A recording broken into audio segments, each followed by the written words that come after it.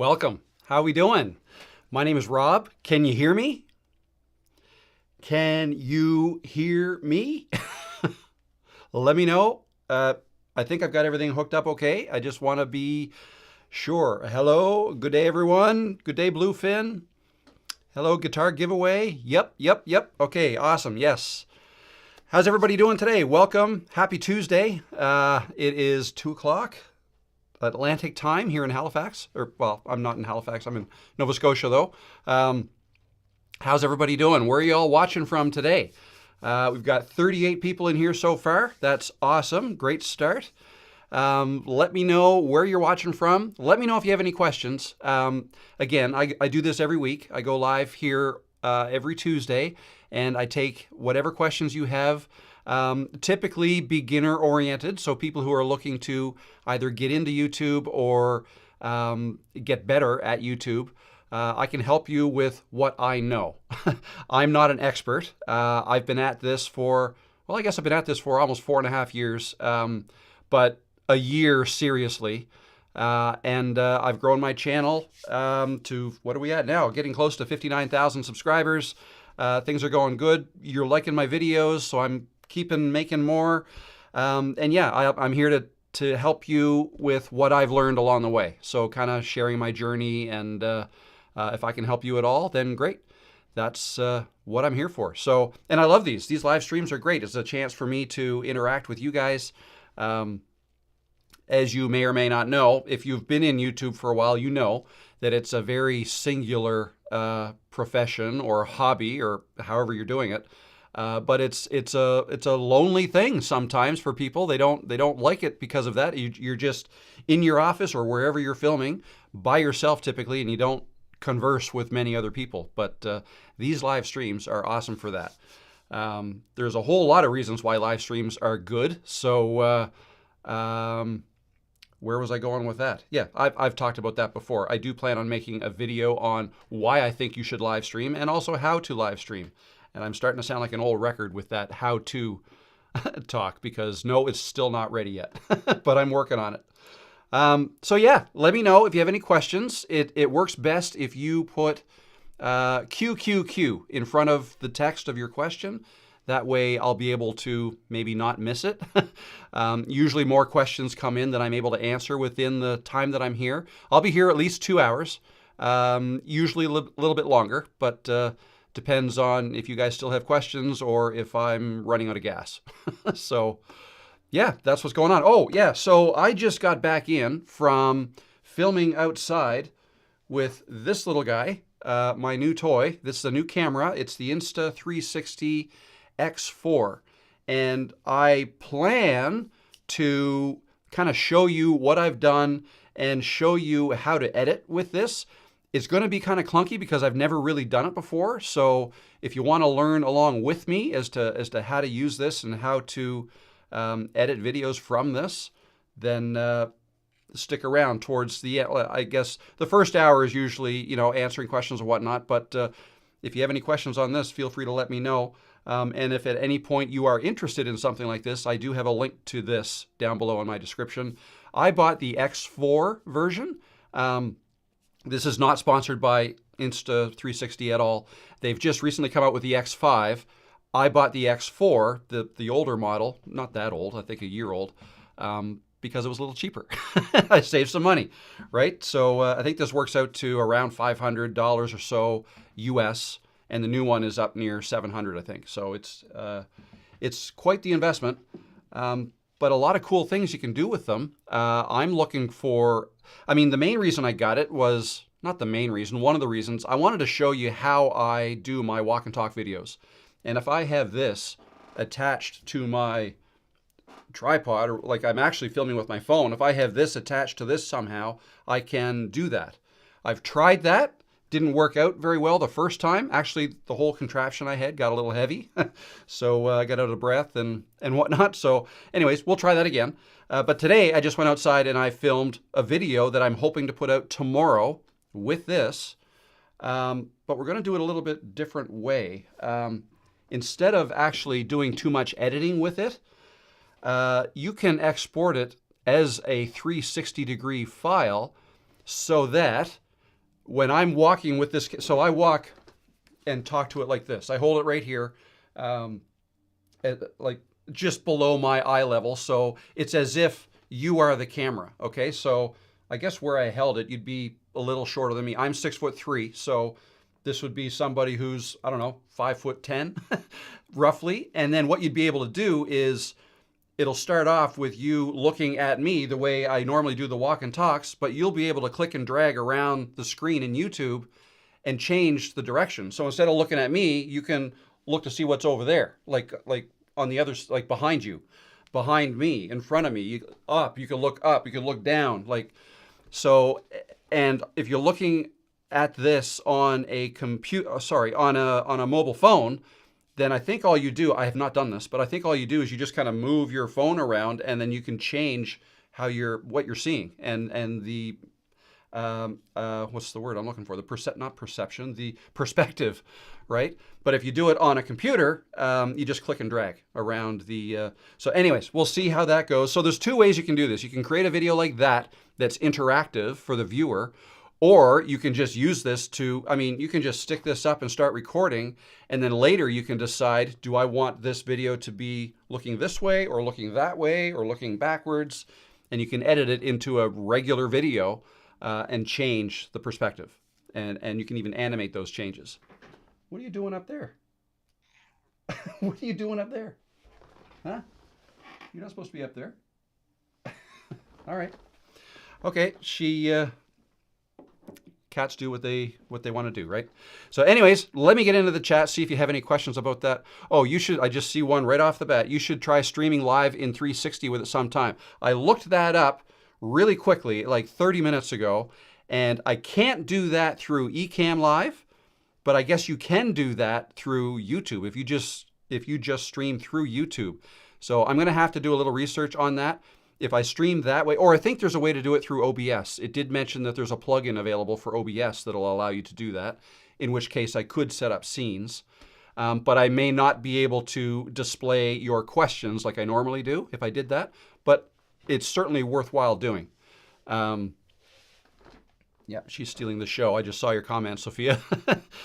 So anyways, yeah, all kinds of different things we could do. I plan on taking it on my bike. There's a little, where'd it go? This thing. This little contraption here allows you to attach it to your bike. You just unscrew it from this selfie stick. Like this, just comes apart. The attachment is like a regular camera.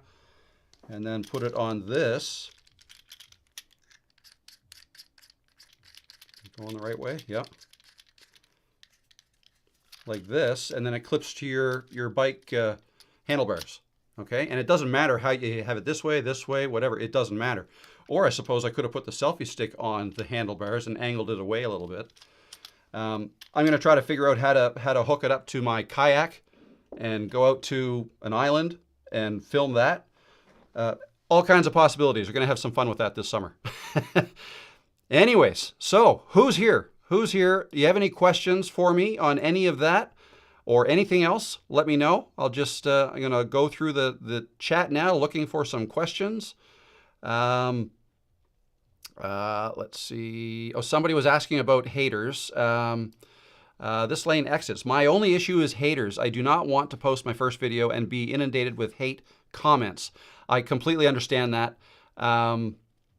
Yeah, it's just a fear that, I mean, it's a fear that most people have, and you just, it sounds harsh if I say you just have to get over it.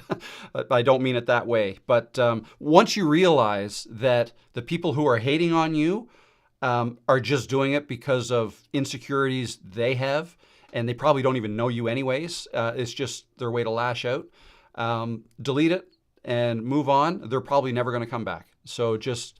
everybody gets comments like that. Unfortunately, it's part of our, unfortunately, it's kind of part of our culture now, I think. Anything online, people tend to be a little less reserved, I guess. And you know, I'm thinking of comments on Facebook or even and YouTube as well. Sometimes they just get out of hand and unnecessary, and you can just delete them. So that's the main thing. I see the questions are coming in fast and furious, so I don't want to miss See, what I'm not good at is answering questions as they come in. And if I just answer them linearly, like what I usually do, by the time I get to what I just talked about, it's going to be an hour from now. So let me just quickly take a look. I'm going to look at the latest one and then kind of go backwards. Hate comments can be really tough. It's wild how some people take time out of their day just to tear down someone else's work for fun. Yeah, for fun, or somehow it makes them feel better about themselves.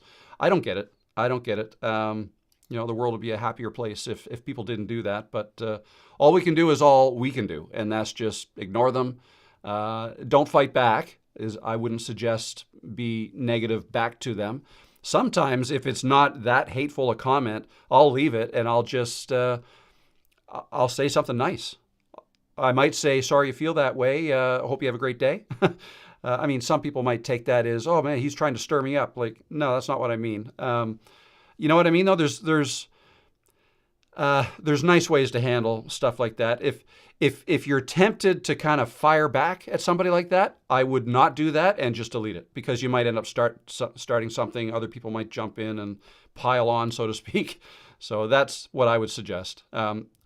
Life's too short, and what I'm doing is too important for me to waste time responding to people who won't listen to what I have to say. Great way to look at it. Deleting comments can lower impressions? No.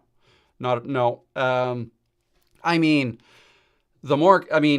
if there's good engagement on your channel, if you're getting comments, you're responding to comments, that is good. Those are good signals to give YouTube. And if somebody does give you a hateful comment, it is engagement, but it's up to you to decide if you want to leave it there or not. I would not leave a comment on your channel that you're uncomfortable with just because you think it might be helping your video because it's engagement. I wouldn't do that. It doesn't matter that much. If it bothers you, I'd delete it. 100%. I've probably deleted maybe 5 comments today in just answering comments. But I've answered, 100 or more. So yeah, those are my thoughts on that. Actually, the video I just went outside and made, here's my cheat sheet that I took with me. Why most creators quit YouTube and how to avoid it. I don't know if that's the title I'm going to land on, but that's what ChatGPT and I have come up with so far. And I talked about, not getting results, fear of judgment, you hate the way you look and sound, overwhelming, it's overwhelming, there's too much stuff to learn, can't decide on a niche, you don't like doing it, or burnout. There you go. You don't have to watch tomorrow's video. No, watch tomorrow's video. It'll be better than that. It'll be 360. You won't be able to control it. No, yes, you will. Okay. Again, there's 2 ways to make those videos. I have to put some thought into how I'm going to edit that, but we'll do that together shortly. All right, let me jump back to the older questions. See what we have here. We got Sean from Wales. Hello, Sean. Nature Photo Studios in Iowa. Hello. Line Overland. Good evening from Sweden. Hello, Sweden. Hello, Rob. I love your channel and content. You are helping me and my channel grow at a rapid rate because of your valuable advice. Thank you, my friend. Respect, Darren in Australia. Australia should be past your bedtime now, Darren, I would think. Isn't it like the middle of the night in Australia? Thank you for the kind words. Appreciate that. But I think it is late in Australia right now. For haters, it's super easy to block them from your channel. I love this aspect. We can't control obnoxious people, but rarely in life can you block someone so easily. Yeah, you can. You can hide. Hide is what it's called. You can hide a negative comment that's been made. And actually, it doesn't just hide that comment. It hides that commenter and anything else that person has left comment-wise on your channel, and anything else they may leave in the future. It just basically blocks them from your channel. They think their comments are still there, but you can't see them, and nobody else can see those comments. So that's awesome thing to do. Kitty Cam, where'd she go? Oh, she's up in the back of the chair now. Well, you guys probably knew that. You can see her right there. What else we got? Thank them for taking the time to leave them a comment. That's right. Yeah. A lot of times they don't know how to respond. I've had people apologize to me after doing that, actually, which is refreshing. Hello, Robert. How you doing? Hello, Sophia. I like the cat. Is that a cat emoji? Or a must be a cat. Of course it's a cat. Hello, Rosani. How you doing? Guitar giveaway. Bluefin, I believe, is in Newfoundland, if I remember correctly. Hope you're having a great day. I'm tuning in from Newfoundland. Jeez. No, I didn't cheat. I didn't see that ahead of time. I remember bluefin. I'm thinking tuna, right? A bluefin. Tuna is a bluefin, a type of tuna. I know yellowfin. Anyway, there's tuna out here. There's tuna out here in St. Margaret's Bay. They used to farm them out here. Okay, yes, you can hear. Yes, you can hear. Okay, I'm getting through these faster than before. That's awesome. Another one from Sweden, Swedish car guy. Hello. Blue Crew Gaming. Rosanne can hear. Paulo can hear. Hello, Paulo. Hello, Barbara from Dallas. Ram and Rome. Ron Shellnut. Metro Atlanta, Georgia. Adelaide, Australia. Awesome. Very cool. I'd like to go to Australia someday. Never been. Florida in the United States. Middle Georgia. Tennessee. Wow, all over the place. Pasadena, California. A little earlier there. So it would be 10:15 in California in the morning. Good morning. It's good afternoon here. Albuquerque, New Mexico. Hermosa Beach. Awesome beach. Hello, Angela. Enterprise, Alabama. Very good. Andrew in Dallas. Enjoy the content today. Oh, Lee. Hello, how you doing, Lee? You didn't say so, but Lee is in Upper Peninsula, Michigan, which a lot of people think where I film my videos looks like Michigan, but it is not. I'm going to guess I'm 2,000 miles from Michigan. Just a rough guess. Michigan's in the middle of the continent. I'm on the East Coast, but lots of rocks, lots of water. What else? Who else we have? South of Portugal. Awesome. I also want to see Portugal. Swedish car, 4.5 years in, so it's hard sometimes. Yes, I hear you. I'm 4.5 years in too. It was around 4.5 years. It was January of 2021. When I think 2021, wasn't it? 2, 3, 4, 5. Yeah, that's 4.5 years ago. That's when I started. Okay. Dan, I like your new videos. Sunny but cool in Scottsdale, Arizona. Don't talk to me about cool in Scottsdale, Arizona. 72 degrees? What is that? That's like room temperature. So that's what, 20 degrees Celsius. That's warmer than it is here, and I'm outside in shorts and t-shirts. So I bet you if you're from Arizona, you're probably in pants and a jacket, right? I wouldn't be. I love Arizona. Arizona's great. Sedona, beautiful. Wow. Here's a question. Carolyn, Steno, how to do B-roll on CapCut? Okay, well, I can give you in general terms how to do it. I have CapCut installed, but I fear if I fire it up and try to explain how to do it, I would get it wrong because I haven't used CapCut in probably a year and a half.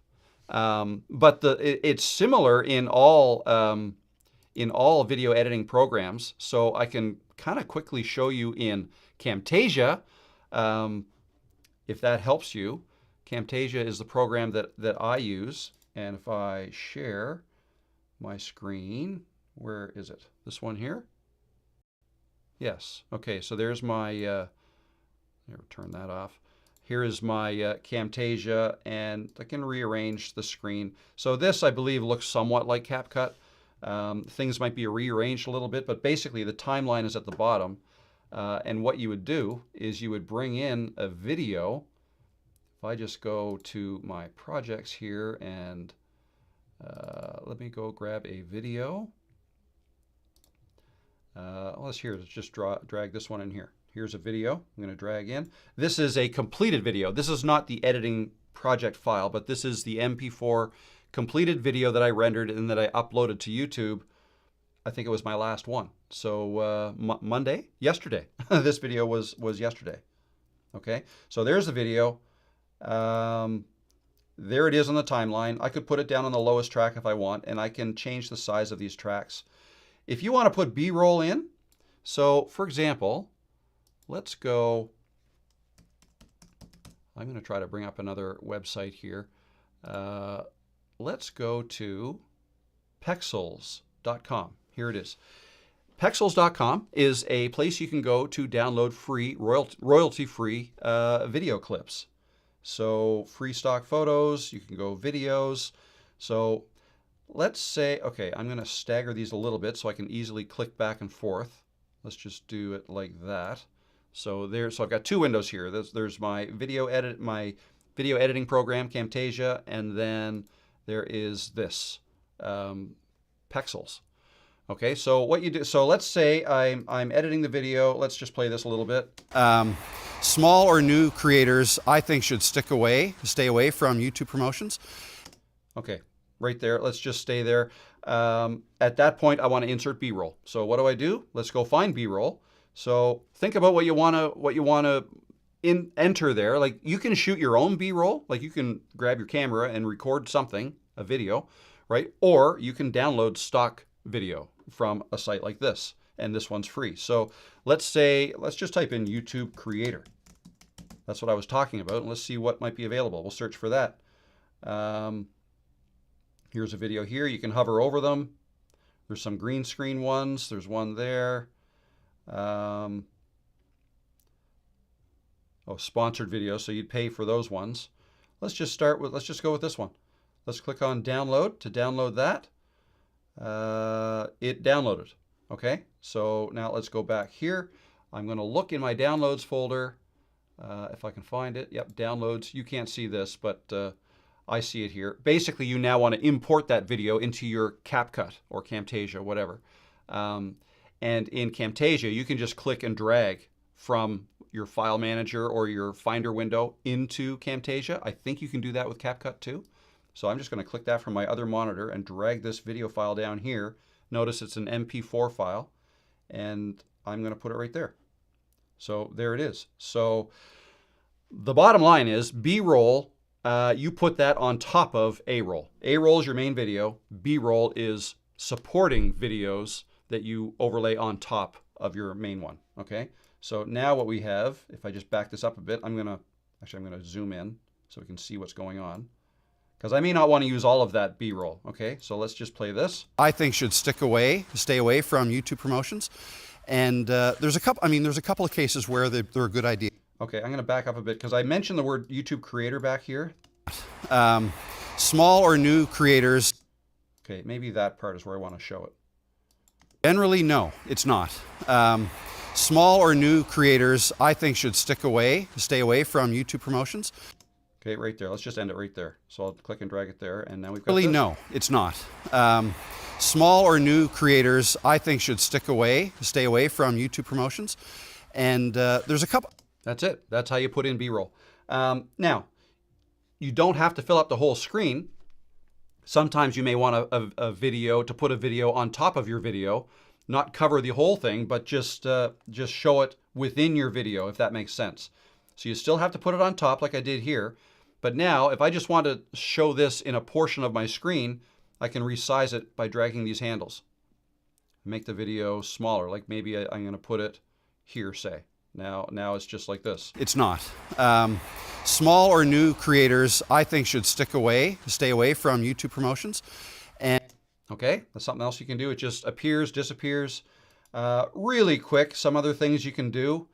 And I'm probably getting off topic a little bit here, but you can go into the visual effects. You can add a drop shadow to this video, if you will, so that it's not just it just kind of looks a little bit better. I'll just show you. I'll just drag a drop shadow effect to this one.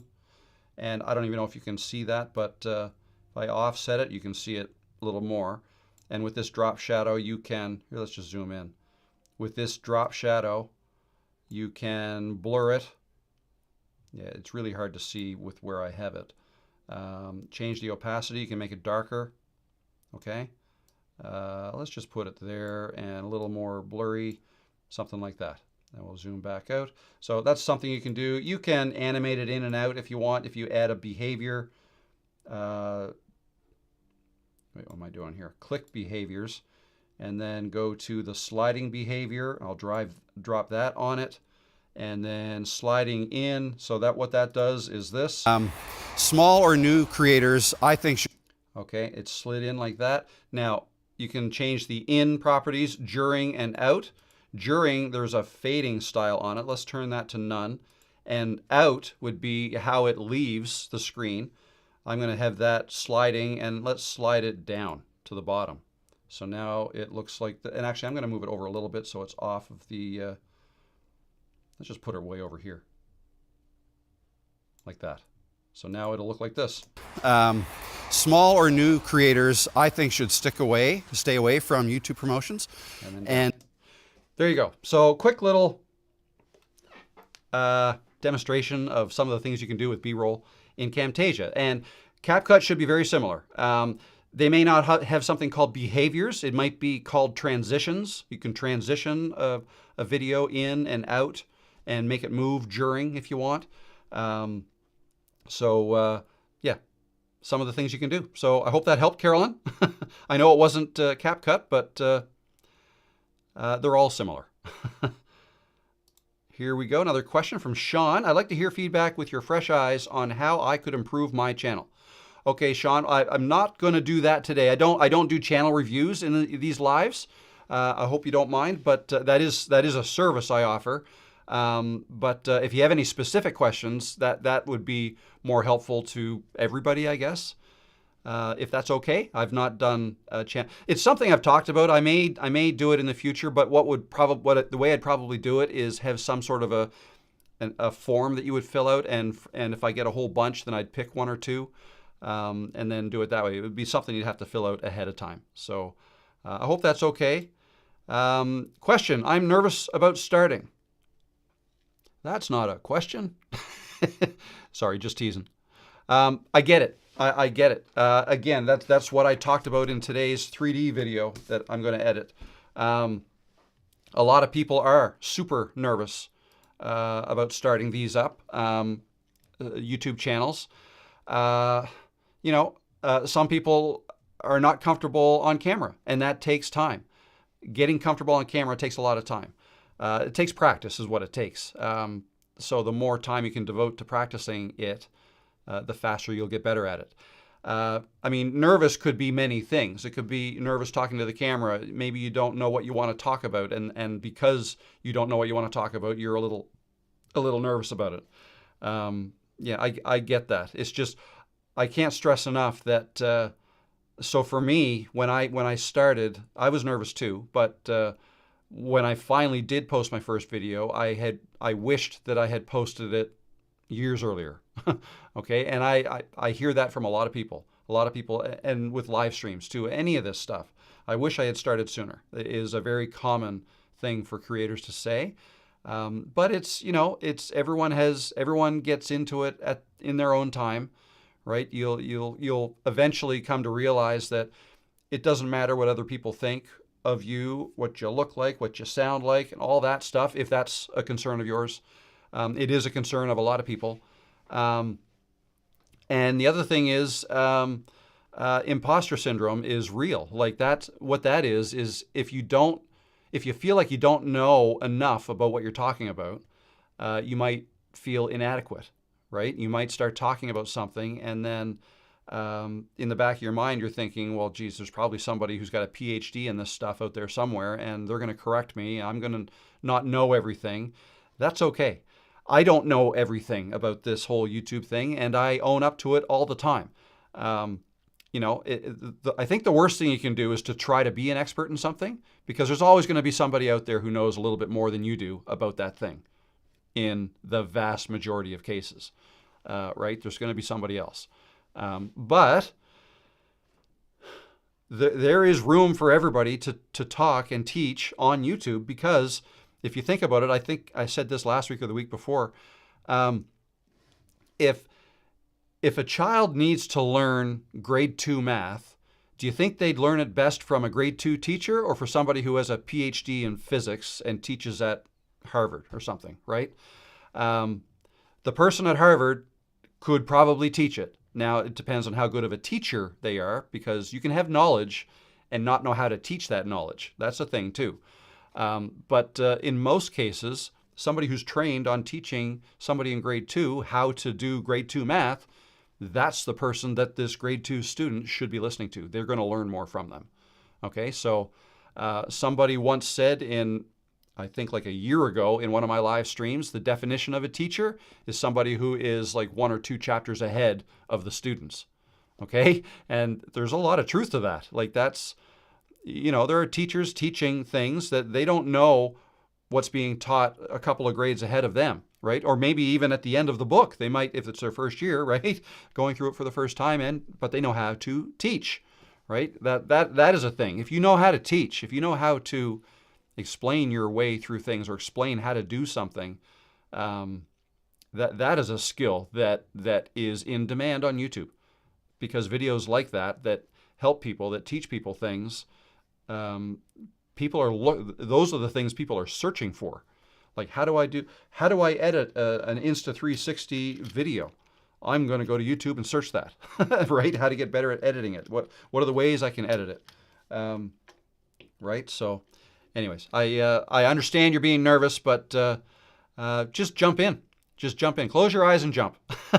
And don't worry about not knowing everything all at once. You can learn things bit by bit, like one piece at a time. The editing is a big one for a lot of people. They're very intimidated by how to edit a video, but it can be simple. You don't have to do much. You do not have to get into B-roll, even like what I just showed. Just A-roll. As long as you've got video and audio, that's all you need. Maybe if, let's say you recorded yourself on your phone and you have to start like this and, okay, record, and you turn it around and then you start your video. And maybe you mess up a few times. And if you've seen enough of my videos, you'll know that a lot of times I'll put my screw ups at the end of my videos, like as a form of bloopers or false takes, whatever you want to call them. But yeah, so if you want to cut them off, so you'll have to edit that off. It's just a matter of cutting your video in the timeline and deleting the first, the beginning, and slide everything else over to time 0. And then you might want to chop off the end when you, thanks guys, thanks for watching my video. I'll see you next time. I'll turn it around, stop the recording. That whole bit, turning it around and stopping it, you might want to chop that off.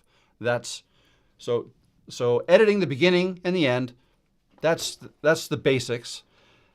Other than that, I mean, you really don't have to do anything else other than that, unless you made a mistake in the middle that you want to cut out. You can do that. Okay, so that's as simple as editing has to be. Anyways, I should move on. There's more questions here. I had the X4, just got the X5. Oh, interesting. To me, the specs of the X4 were way more than I needed. It's waterproof, which I wanted it to be waterproof. I want to stick it in the water and see if we can maybe find some fish in the ocean. That might be pretty cool. Lobster, maybe. Lots of lobster crawling around out there. That'd be cool to see. Maybe go snorkeling with it. Anyways, it does that. It's 8K, but I'd be interested to know if you think the X5 is a whole lot better than the X4 and if it's worth the upgrade, because I think it's around $200 more than the X4, which is why I went for the the older one. Okay. Question. I was watching how to create a YouTube channel. I paused to take step-by-step notes. Does that affect your view time in any way?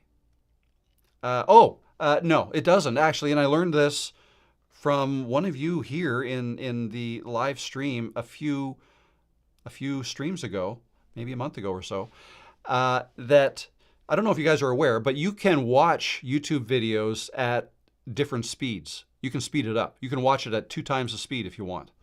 Okay? If you do that, then what am I trying to say? If you watch it at double speed, say, it'll only take you 5 minutes to watch a 10-minute video. Okay? How many minutes are counted towards your watch hours? All 10 minutes. Even if it only took you 5 minutes to watch it, you're credited, or the creator's credited with a 10-minute watch. Okay, so if you pause a video that you're watching, like if you're watching one of my videos and it's a 20-minute video and you've watched 5 minutes of it and you paused it, and then later on you start it up again, you watch the rest of it, I'll still get credited with, the full watch of that. It's measured in minutes and seconds, I guess. Whatever you watch is counted at its regular speed. Okay, so hope that helps. The Martin Bell Vault about to start work on the train in Calgary next weekend. Very good. The train is capitalized. Not sure what you mean by that.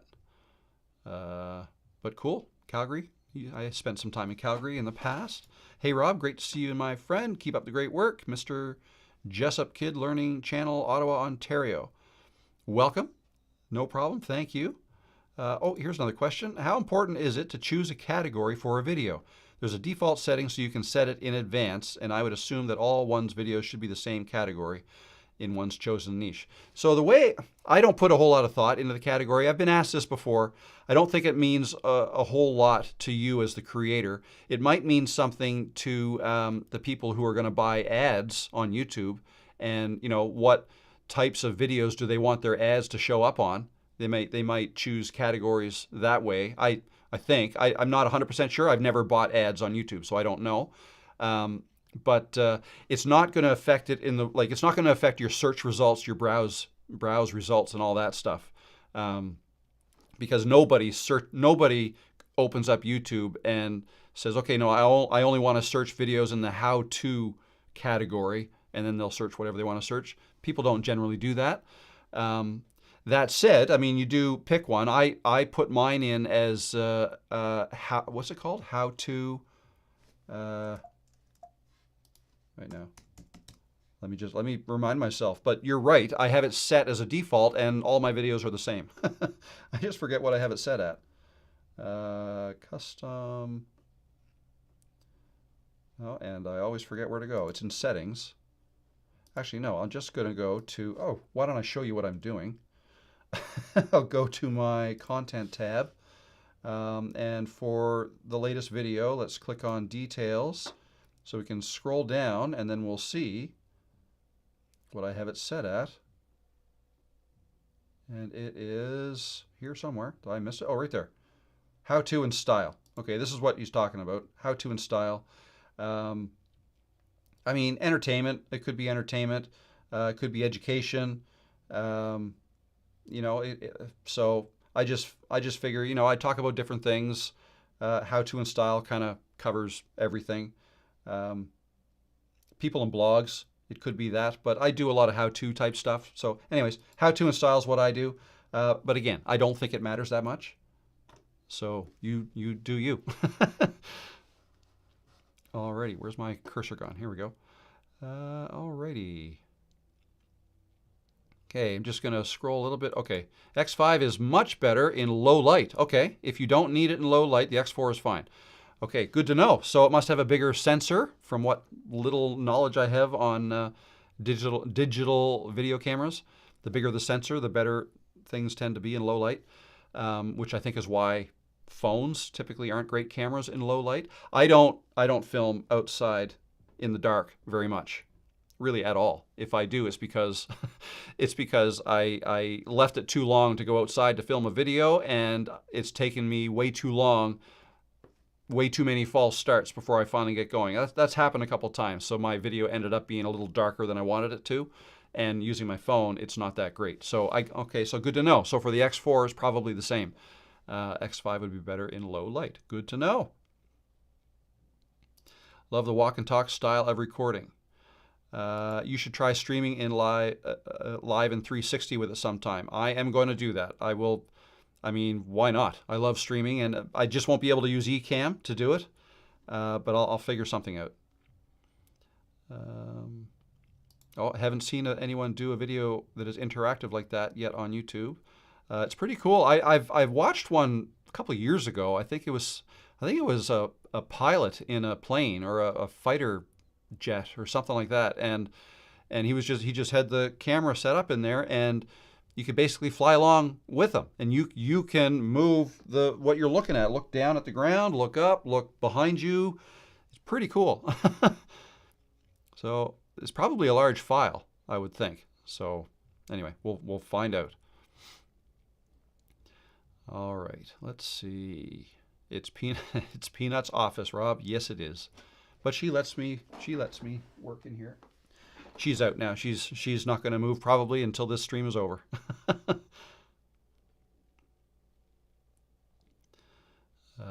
Guitar giveaway. I got over 3.3 million views in the last 9 days. Wow. He knows what he's doing. And talking about, we received 4.5 new subscribers, 4,500 new subscribers. Well done. Very good. Very good. 3.3 million views. That's crazy. Is that shorts or either way, it's crazy. But if it's not shorts, if it's long form, that's really good. I'm not at 3 million views in 4.5 years. Okay, more questions. Let me take a quick drink while I scroll for some more questions here.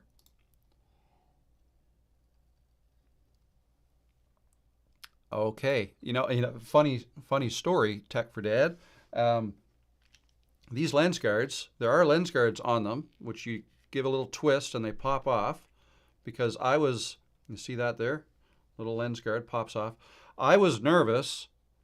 I mean, they're not cheap cameras, right? So I put them on, but the first test recording I did, I looked at it afterwards, and you're not going to believe what happened. Actually, you probably will believe it, but there was a cat hair caught inside that.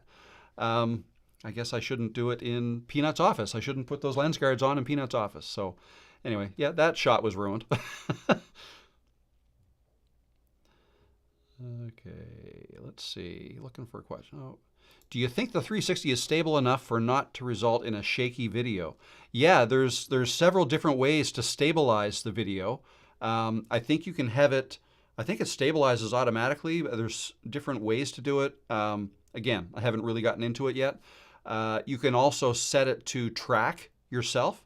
So if I'm moving it around, I could basically draw a rectangle around myself and say, I want it to always be on me. And then it'll do that. Now, I'm not talking about the interactive 360 videos. I'm talking about if you use the 360 camera to film yourself, and then you are going to create a regular, I guess it would be considered a flat or a linear video for YouTube. That's the other good thing about this. You can hold this up and talk to it. And see, one of the questions... Sorry, I got to be able to finish a sentence before I start a new one. I'm bad at that. One of the good things about this is I don't have to worry about which way I tilt it, right? With this, with my camera, if I accidentally have it tilted down, it's just going to show my chest the whole time and it's ruined. Or if I'm angled up too high, right? That's one of the reasons people don't like to use the rear camera on a phone, even though it's a much better camera, is because they can't tell if they're in frame or not, right? And that worries them. It doesn't worry me because I'm getting used to where I have to hold it to be in frame, and people aren't that critical. If you're walking and talking and telling a story and sharing your thoughts and people are interested, they don't care if, for a few seconds your head is cut off or, you know what I mean? It's not a big deal. It's the audio is way more important. But that said, if you're concerned about this, film yourself with this, and then you decide in editing how to frame yourself, right? You can zoom in more, zoom in less, move it up, down, whatever. You decide how you want to be framed in the Insta360 software. So that's pretty cool. You don't have to worry about framing. But yeah, I would think it would be stable enough. But we will see. I haven't gotten into it too much yet. What camera and microphone are you using right now? So right now I'm using the Sony a6400 camera with the Sigma f1.4 16mm lens. That's what this is. And I have links to them in my description below. The equipment I use. I use the Synco mic D2 is the shotgun mic I use. I'll just show you. Turn this around. So there's the camera with the lens. It's the A6400. If I get right up close, you'll see all the cat hair on it. That's awful.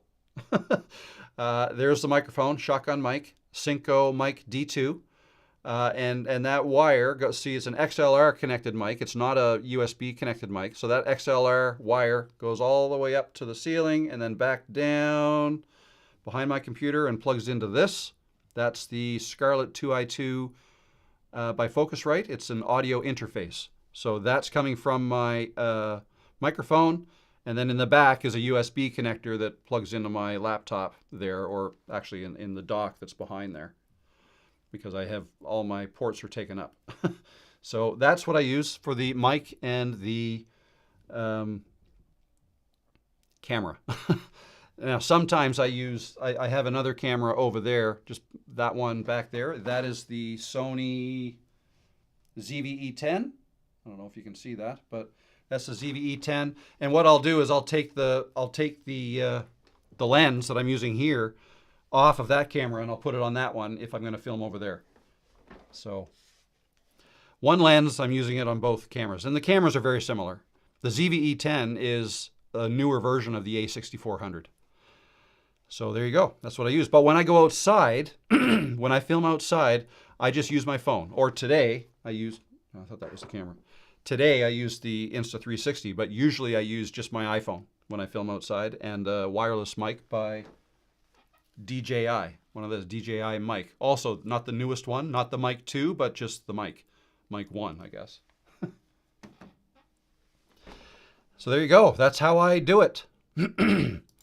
Is that easy to use? The Insta360 is very easy to use. I just don't know yet how easy it's going to be to edit it. So, because I haven't done that yet. But very easy to use. There's a power button on the side, and then you can, actually, let me just get this thing off of this. Too much stuff going on. Don't need that on. Okay, so there's the camera. It's just this little thing. And you can actually press this and kind of change what you're looking at if you want to in real time, because you can kind of look at that. So I'm looking at myself. I can make sure I'm in frame. If I want, it doesn't really matter. Moving yourself around here doesn't matter because you can change all that in editing afterwards. And then it's just a matter of you set your it's set for 8K 30. So I forget how you do that. Over this way? No. That way. No. Oh, you just press that. So 8K, you set your frames per second. I have it set at 30. You don't have to do 8K if you don't want to, but I did because I want to be able to zoom in. And then to start, you just press this button and you'll start recording. Press it again and you'll stop. Press this one if you want to take a photo. So that's it. So press and hold to turn it off. And the other thing you can do is on this. So there's an SD card inside this, a 256 gigabyte mini or micro SD card. That's what things get stored on. And then to get the information off of that, you can either pop out that card, which is kind of a pain. It's in the battery door. I don't bother doing that. You just open this little door here. If you can see that, it's a USB. You see that? USB connector. That's why I have this. I just plug this into my Mac and then transfer the files off of this onto my MacBook. So far, easy, but we'll see once we get into the editing. Okay, so I hope that helped. I'm 62 years old and I don't even care about the haters' opinions anymore because they don't care. That's right, they don't care. You shouldn't care. Doesn't matter. Great way to look at it. Keep moving forward. Yep. Okay. Insta360 stabilization is very good. Good to hear. That's what I read. But I guess we will find out. Who is your biggest YouTube mentor, Rob? Mine and yourself. Mine are yourself. Thank you. And Nick Nimmin and Dave504, the bassist. Okay, I haven't heard of him, but I do know Nick Nimmin. He was one of the first ones I watched when I did.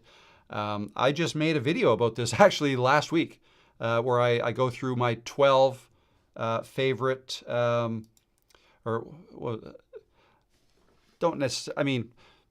they're among my favorite. I mean, I probably subscribe to like 200 people.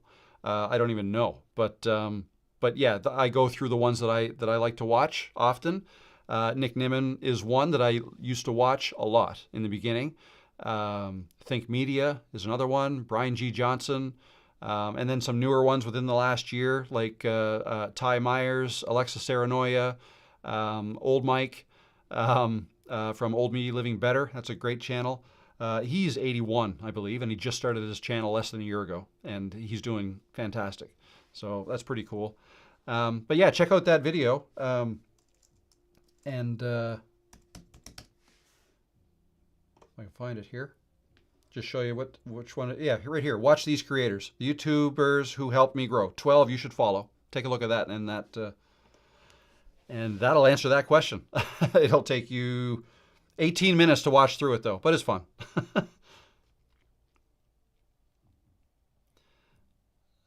Okay, just scrolling through here, looking for some more questions. Here's a question. What is a realistic time frame to start seeing some real growth, assuming one long-term video released each week? 6 months, a year, 2 years? Yeah, that's, you remind me of myself because these are the questions I would type into YouTube and try to find the answers for. And incidentally, that's what ends up being the reason that you end up seeing so many, and I made a video about this too, you end up seeing so many of those types of videos, like the success story type videos. If you watch one, YouTube's going to know you watched it, and they're going to show you more. You like that? Well, you're going to like these as well. Then you watch those, and before you know it, you think everybody's blowing up in a month and getting monetized, which is not the case. But a realistic time frame, so many variables involved here. Like, if you do it as a hobby and you just make videos that you want to make, you've got a good idea of what you want to do, what you want to make, and if you don't care what anybody else thinks and you're just going to do your thing, you'll probably never get monetized, ever. Like 10 years, doesn't matter, because you're just making it for you.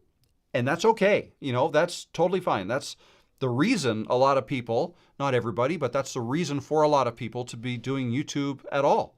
A hobby. A way to document their life for, I made a video on this too, future generations of their own family, for instance, or for their grandkids who are maybe too young and won't be old enough to hear it from you directly, right? You can make videos of yourself for other people to see later. That's hobby type stuff. That's not stuff that's going to, let's see, how did you word that? To see real growth. Okay, so I'm assuming you want to grow it as a business then. So that's the other thing. You can go the hobby lane or down the business lane, and business might not even be the right word, but if you approach it with intentionality, like you are being very intentional, you've got a plan. You mentioned one video a week.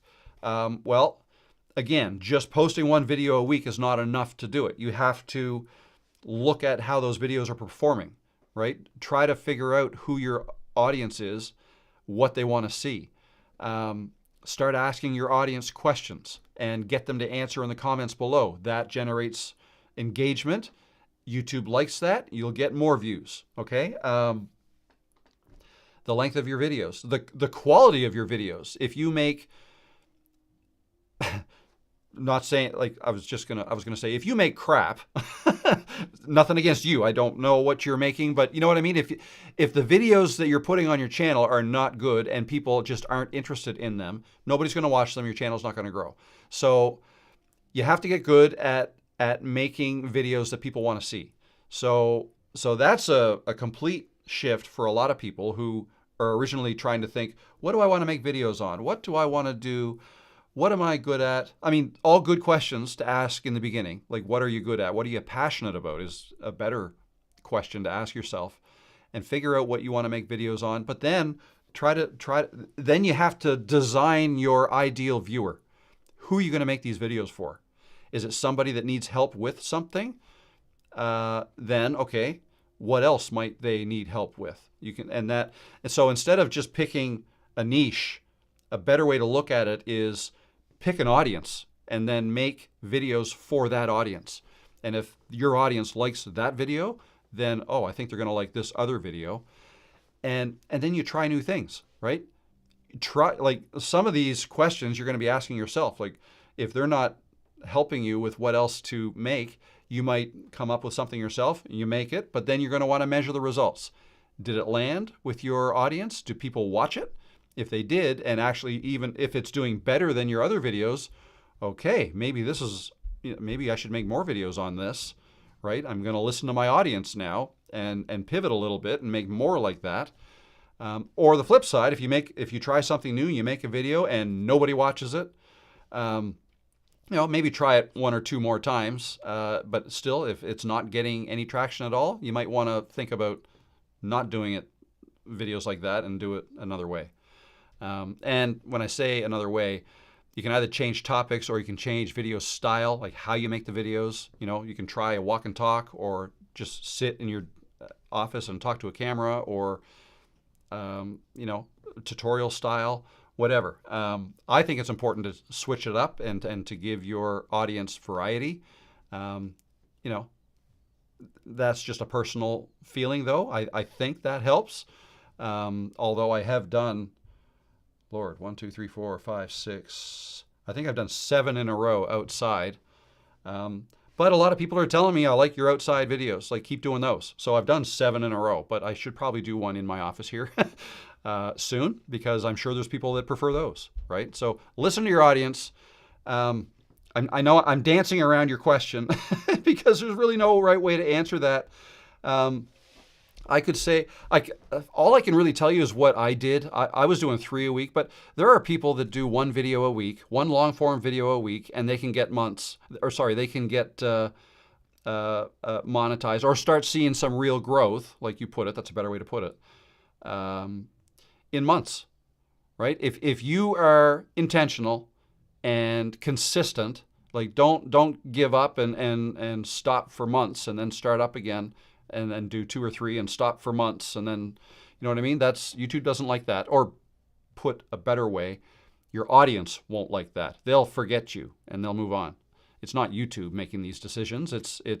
They're only going to do what they think is going to work. And if your audience is starting to drop off, because when you put out a new video for the first time in 6 months, if you didn't have a whole lot of traction to begin with, you're probably not going to get a lot this time, because people may have forgotten you. Right? So once you get going, it's good to stay consistent. If it's 1 a week, that's great. You could see some real growth in a matter of months. 6 months, you could be monetized in a matter of months. Less than 6 months, maybe. Maybe a year, though. Like, it really depends on what you're talking about. So there you go. I know I didn't answer your question, but I talked about it for 10 minutes as best as I could. Why don't you make funky thumbnails? Because I don't think they work. That's it. And they're harder to make. If you make complicated thumbnails, it's harder to make them, or it takes longer. So I don't put a ton of thought. That's wrong. I don't put a ton of time into my thumbnails. I put thought into it. But generally what I do is I'll grab a screenshot of me in the video. There's my thumbnail. And I'll add some text with the help of ChatGPT to decide what text to put on the thumbnail based on the title we came up with. Okay, so that's just easy. That's why funky, I don't know exactly what you mean by funky, but I think I know, like flashier. Sometimes they work, sometimes they don't. Thumbnails need to be clear. I think the main thing I'm going for these days, as my channel has been growing quite nicely, is the branding. So I'm making sure I put myself in all my thumbnails, because people are starting to recognize me and understand who I am. That's the way I've built my channel. I'm in all of my thumbnails. My avatar is there. I don't have myself in my channel banner, as you can see here. I don't. So I've got myself here. I've got myself here. Actually, I should probably do a video without this blue hat because I've done a lot in a row with the hat. But I did not put myself in my channel banner. That's something I often suggest people do. Put yourself in your channel banner. I haven't. But this, again, is something you can change fairly often if you want to. As often as you like, really. I probably change my banner or update it, maybe change the text a little bit on it, maybe every few months or so on average. The avatar, I think this is maybe my 3rd photo I've put there in the last year. So you can update that too if you want to. So yeah, that's why I just don't like them. A lot of this stuff is personal preference and what works, right? My thumbnails, I feel like they're working fairly well right now, so I'm continuing to make them that way. But I was funkier before, I guess. Funky. Like if I scroll way back, like let's go way back. What are we? 8 months ago now. Even further. Okay, if we go back here, okay, these are a little funkier. These were my Camtasia video editing tutorial type videos. And as you could probably tell, I took like, I don't know, there was like 4 or 5 photos of myself that I was cycling through.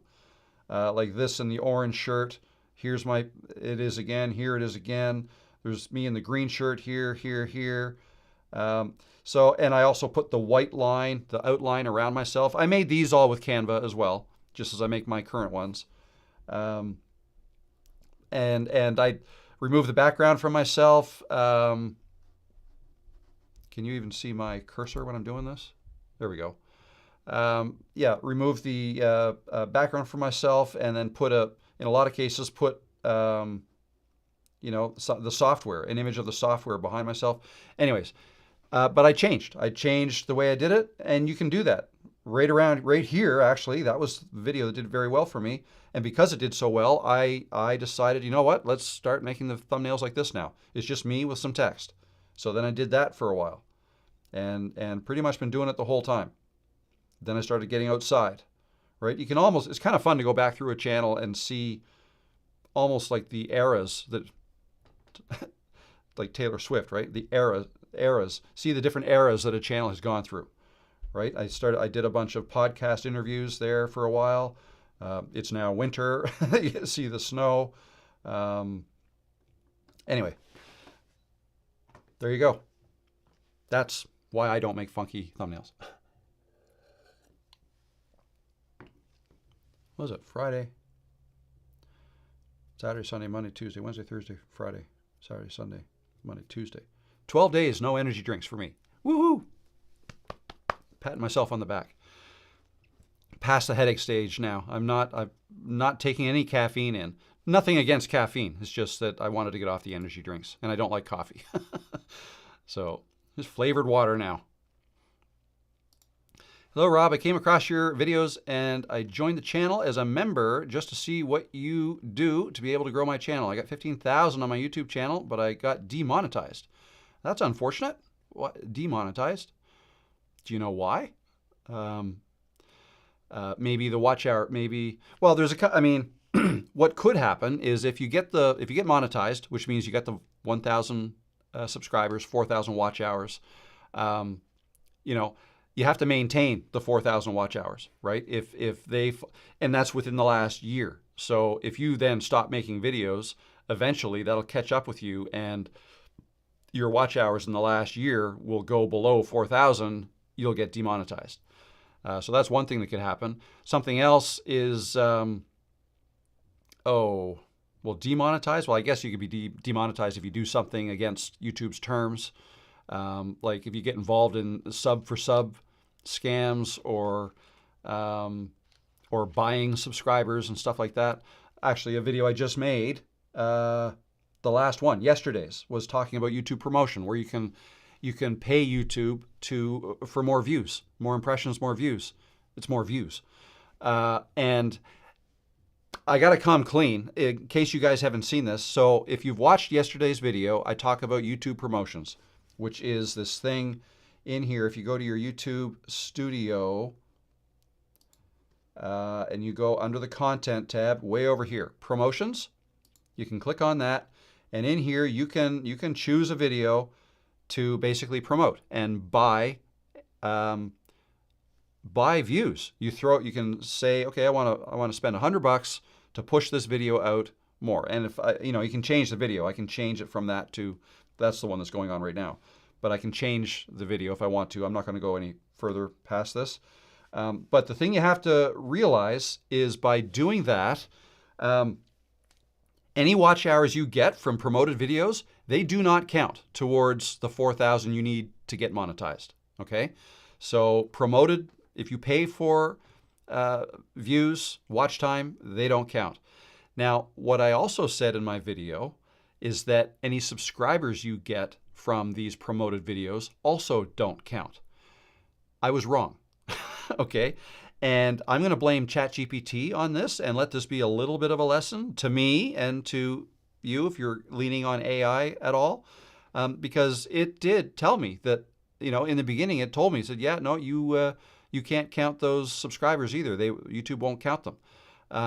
But then, a couple people called me out on it in the comments of this video And I thanked them for that. And I did some further research, and I asked ChatGPT like 3 more times, like, can you, and it said, no, you can't. No, sorry. It confirmed what, let's see if I can find that. It confirmed what my commenter said, that subscribers do count. And it's because subscribers aren't just handed out. You can't buy subscribers. For subscribers to subscribe to your channel, there has to be human interaction. A person has to physically click to subscribe to your channel. That's human interaction. That's allowed.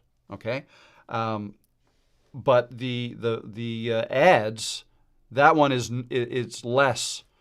I mean, I guess there is still some human interaction, but still, you can't buy. I mean, if you could spend $1,000 a week if you wanted to. I don't know if you can. There might be a limit, but anyway, throw a whole ton of money at it and get monetized super fast.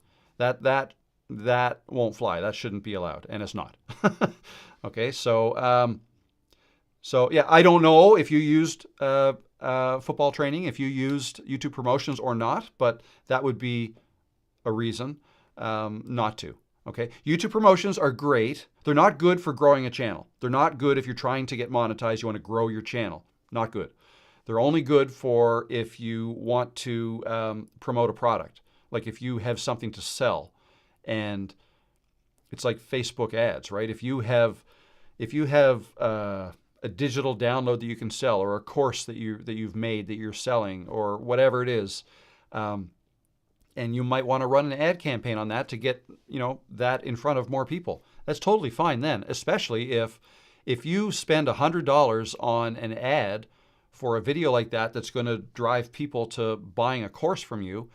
Let's say you spend $100 from that, and every time you spend $100, you get $200 in profit back from the sales of your course. That's something that is something you should scale up, right? If you can turn 100 into 200, well then throw 200 at it, and if that turns into 400, scale it up again, right? That's fine. But just know that you are kind of buying views for a channel, so I wouldn't necessarily do that on a channel that you're trying to grow, that you want to grow and earn AdSense from, or grow quickly, right? So anyway, that's other than that, I don't know why you would be demonetized, but it does happen. But there's usually reasons why it happens. Haters are just envy. Yes, they are. Yes, they are. I hide my channel from people who are negatively impacted and don't care about anyone else's opinion. Very good. Okay. Here's a question. Hi, Rob. Got a pacemaker this weekend. I can't use my DJI Action 4S and 5S anymore. What is the best camera today that do not have magnets? I could go back to DJI Action 1S I guess. Dan, I have no idea. That is certainly something I would research if I had a pacemaker. I don't know. I don't have a pacemaker, and it's not something I thought about. So, but yeah, I can understand why that would be. Yeah, I don't know. Like, do all cameras have magnets? I don't even know. I don't know. Not even going to pretend to try to answer that. I'm sorry, Dan.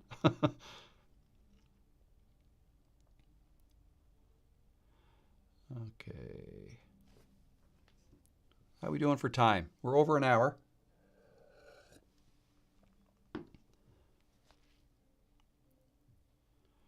Do you think that uploading YouTube Shorts is good or bad? It's not bad.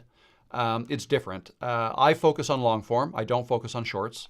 I look at them as two different things, okay? Two different platforms. It's like YouTube and Instagram.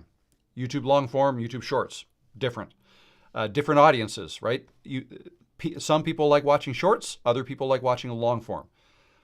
Some like watching both, but I think that's a smaller group. That's not a ton of overlap.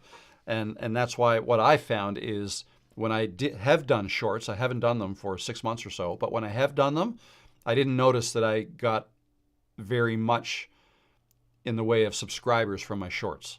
Okay, I don't think people tend to subscribe through shorts as often as they would through long form. And I feel like it's a lot harder to earn money with shorts than it is with long form.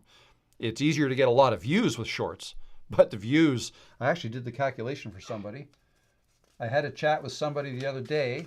Where did I put that? Oh, I can't. I think it was 6 cents. Talking about RPM, right? Like, how much money do you make on a long form video?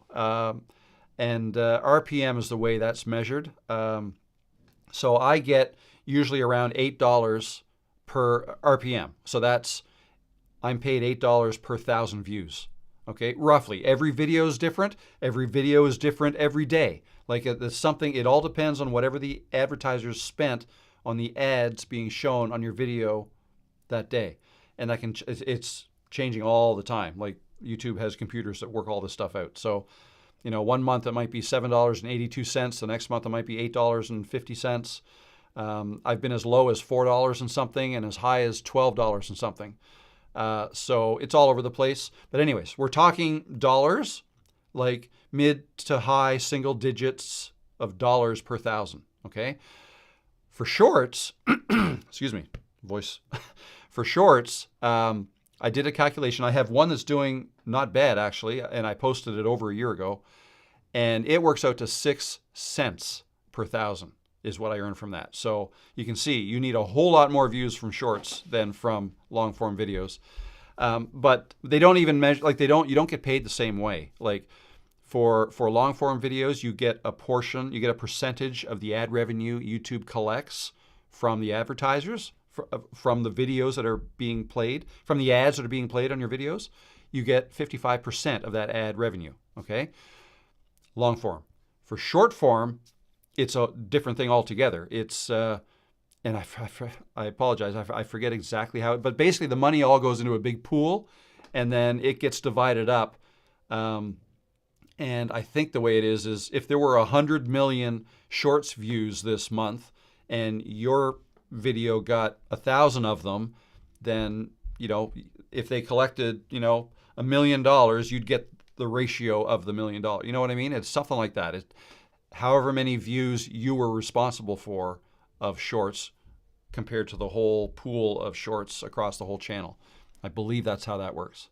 And it ends up working out to be a whole lot less RPM. So, but to answer your question, it's not good or bad. It's not what I specialize in, so I choose not to focus on shorts. I think it's a different set of skills you need to make shorts that are good.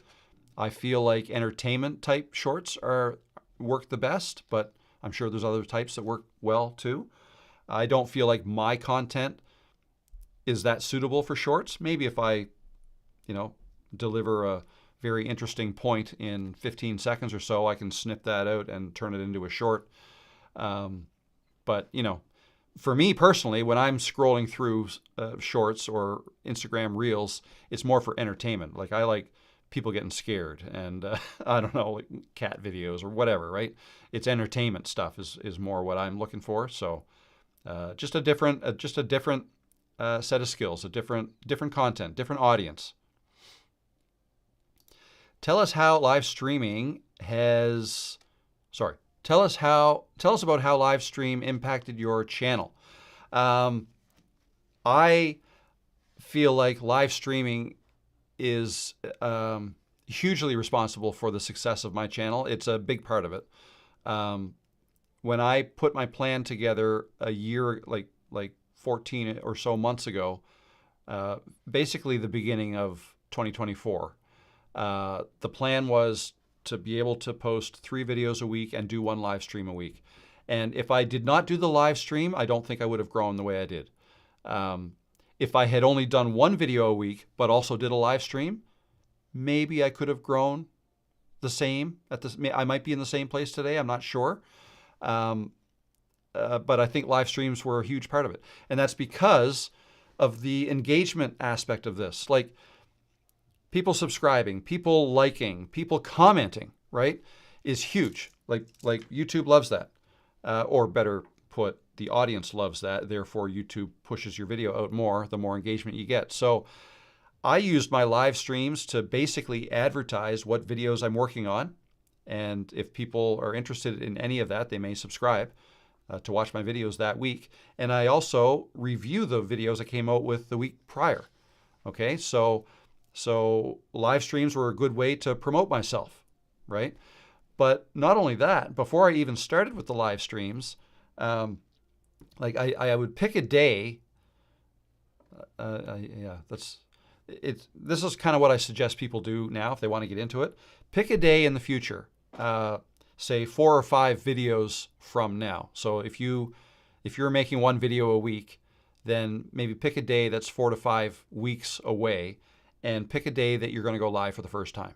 Okay, that'll then give you 4 or 5 videos where you can announce that you're going to go live on June 1st or whatever, right? You can say that in those 4 or 5 videos. Oh, I'm going to be going live every week starting June 1st. Be sure to drop by, and if you don't want to miss it, be sure to subscribe, right? You can add a little ad like that at the end of all of those 4 or 5 videos. And I say at the end because generally you don't want to bugger up your intro or the first 30 seconds of your video. You want to get right into the content and delivering the content. No flashy intros, no self-promotion in the beginning. You save that for the end. Because really the only people who are going to be interested in that anyways are people who are really interested in your content and make it to the end, right? If people aren't really that interested in your content, if they're going to leave after a minute anyways, well, you don't want 30 seconds of that minute to be wasted telling them about your live stream that they're never going to go to. So just advertise at the end. Then, once you do go live, every video you make after that, you can then also plug your live streams. Now you don't have to say a specific date, but you can say every Tuesday at 1 o'clock, I go live. And so it just became this machine that fed off each other. The live streams fed off my videos, the videos fed off my live streams, everything got boosted a bit, and it just kept growing. My first live stream a year, like in March of last year, 4 people showed up. The next one was 7, and it went up from there. Let's see. Why don't I go take a look at that? I will show you. These are my live streams. I just clicked on, so I went to content, sorry. Go to content and then click on the live tab. And then if I just scroll back, oh, I'd have to go a ways. So that goes back to 2022, sorry. Let's drop this down, go to 50 per page. Let's come back a page. Live now, September, next page,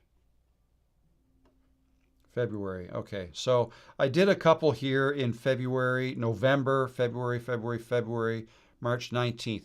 That was the first one. That one right there was basically the first one where I started the every week thing. It was the 18th that I had ever done because I had done them like 2023, 2022, but I was not consistent at all. And if I look at the analytics for that one, where does it show? Right here. I peaked at 4 viewers. Okay. These are the chats that came in. I got 22 chat messages in an hour and 24 minutes. And this, so first 17 days, first 5, 4, 3, 2, 1, first 1 day, 13 views. And then, but remember, live streams turn into videos after that. So since then, you know, it's grown after the first 40 days, 138 days, and so on, and still continues to grow. Actually, a little spike up here. Friday, April 26th, 64. For whatever reason, 9 people watched it end of last month, early this month. This live stream here. Okay, so if I back up, where was that one? No, this is going to take me a long time to. So here was so that was March 19th, March 26th. If I go to that analytics, the next week, I peaked at 7. Okay, 7 viewers, and it got more. It's earned 13 cents. There you go, not much, but I wasn't monetized then. If I go back again, March. So this one here was my 3rd one. How did it do? Peaked at 9. Okay, it just grew and grew. And just for context, will this even show live now? I have another way I can show it if it doesn't. So live now. If I go to the analytics here, this is right now. This is the one we're in right now. There, we've had a peak of 102 viewers so far, which is actually lower than normal. I had been up to 150 or so, maybe a month or so ago.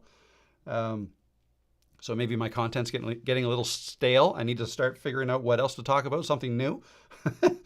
But yeah, so there's the difference in a year. And all of this helps my videos too. So anyways, that's Matt Mann Solar. I hope that helped. But I'm a big believer in live streams.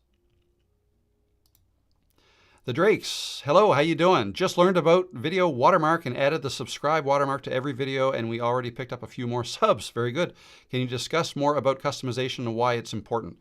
I can. So again, if I come back here to YouTube Studio, I believe you do that in customization, right? Excuse me, the customization. This is where you set your banner image and your avatar, your picture, and your channel name, your handle, add pronouns if you want to, a description of your channel. Let's see, what else? What am I looking for? Oh, here it is here, video watermark. It's this subscribe button here, I believe is what you're referring to. Yeah, that you set that at the channel level, and it gets added to all your videos. So then when you go to watch a video, hi, you see this right here, this subscribe button, which you can hover over and the word subscribe pops up. So the importance of it, I honestly don't know how important it is. I've done it because why not? But there is also a subscribe button. I mean, not for me, but because this is my channel, but a subscribe button below. But it's just another little reminder, a little subtle reminder. Same thing as putting a little graphic on your video every once in a while, like don't forget to subscribe. Like I haven't done that in quite a while, actually. But my thoughts on that actually are that in this day and age, for the most part, you don't have to ask people to subscribe to your channel. If they want to see more of you, they typically know how to subscribe to your channel, and they'll click the subscribe button. But, you know, probably having that on your video might get a couple more here and there. So why not do it, right? That would be my answer to that. I do think it's, so you mentioned customization. So the other two things that you can customize would be your channel banner and your avatar, like I mentioned, and the customization part. And this is it. This is the channel banner, and this is your avatar. I personally think it's very important to have your face as your avatar if you are going to be in your videos, okay? Which I also recommend, but I know not everybody does that. But like, let's say you make all your videos, you're in the videos, but you also have a company logo. I would recommend putting your face in your avatar, not your company logo, because it's you that you want people to remember. Put your company logo up in the channel banner if you want, and yourself as well. Again, I'm not in the channel banner, but perhaps Peanut wanted to be there. Peanut's there instead of me. Right? So that's a good, but also remember, you know, we can talk about the channel banner, and the avatar is more important because it's showing up everywhere in this chat, right? Whenever you put a chat, type in a chat message, you pop up here, and then I can click on it and you'll pop up on in the live stream. Whenever you leave comments, your avatar is there. So that becomes part of you. Your channel banner, though, isn't seen nearly as often.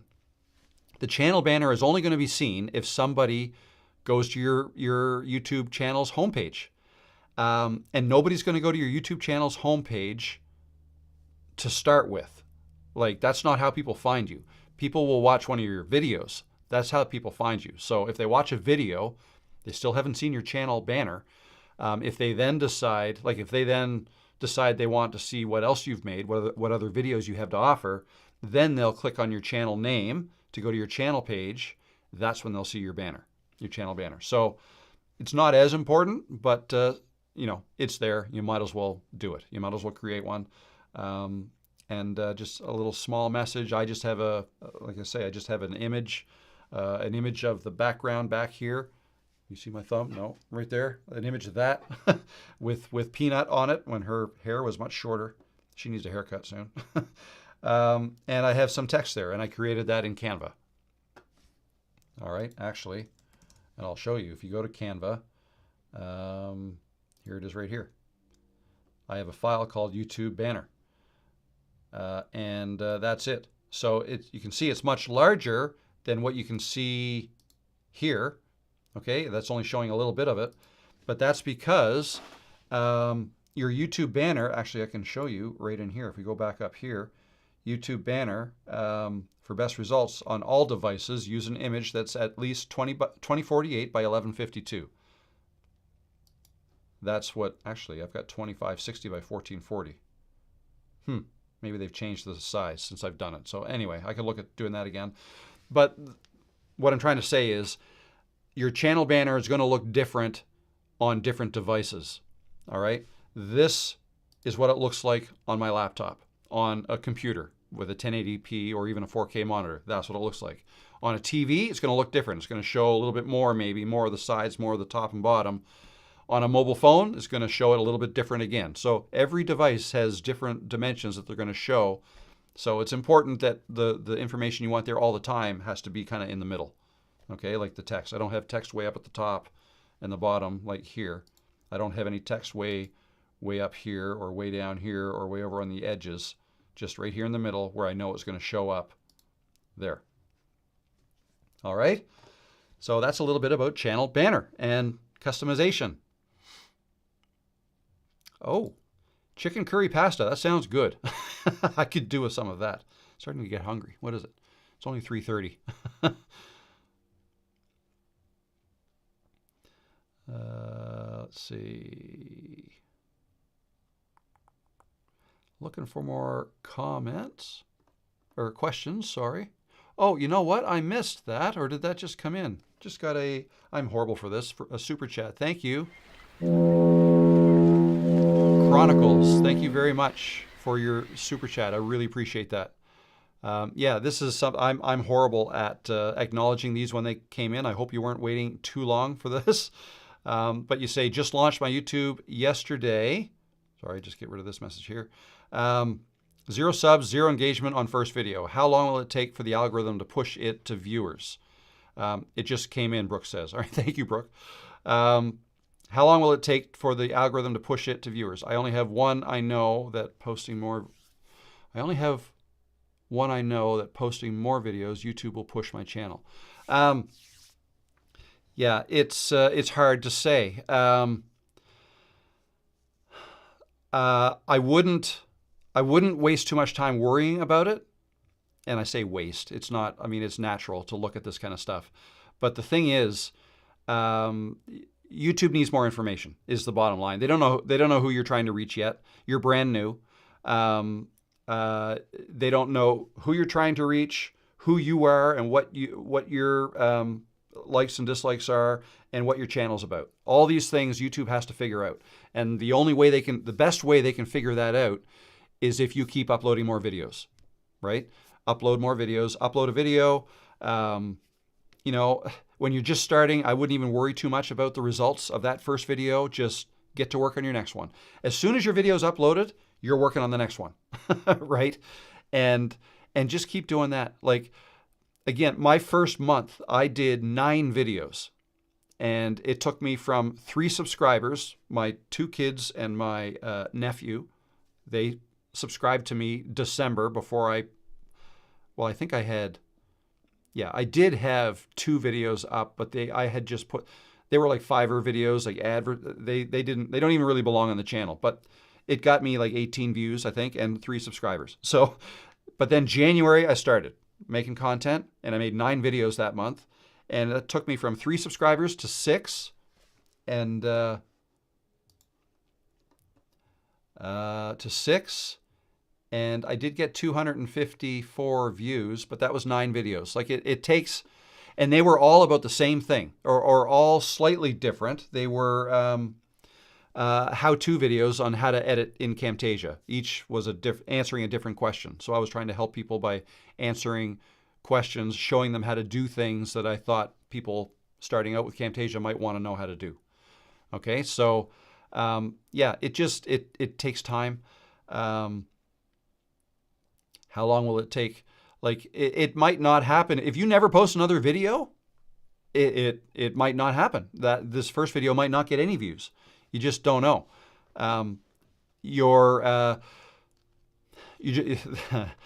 Sorry, I'm kind of stumbling over my words here. There's a lot of things to consider. I don't know what your channel's about. I don't know your title or anything like that. But if you like, there's kind of two ways to make a video. You want to make a video either for search or for browse. Okay, that's one way to look at it. So if you're making a video for search, something you think people will be searching for, that's when you go to YouTube and you do a little bit of work on keyword research and try to figure out, okay, if they're searching for this, what keywords are they entering to search for that? And then you're going to want to put those keywords in your title, in your description, in your tags. Okay, that'll increase the chances that your video will pop up when people search for that thing. Browse is more satisfying your audience. If you're making all your videos about something, whatever it is, yeah, you're going to want to start with keywords, but like most of my videos are for browse. They're not for search. They're for browse. It's all about YouTube and just answering questions here and there.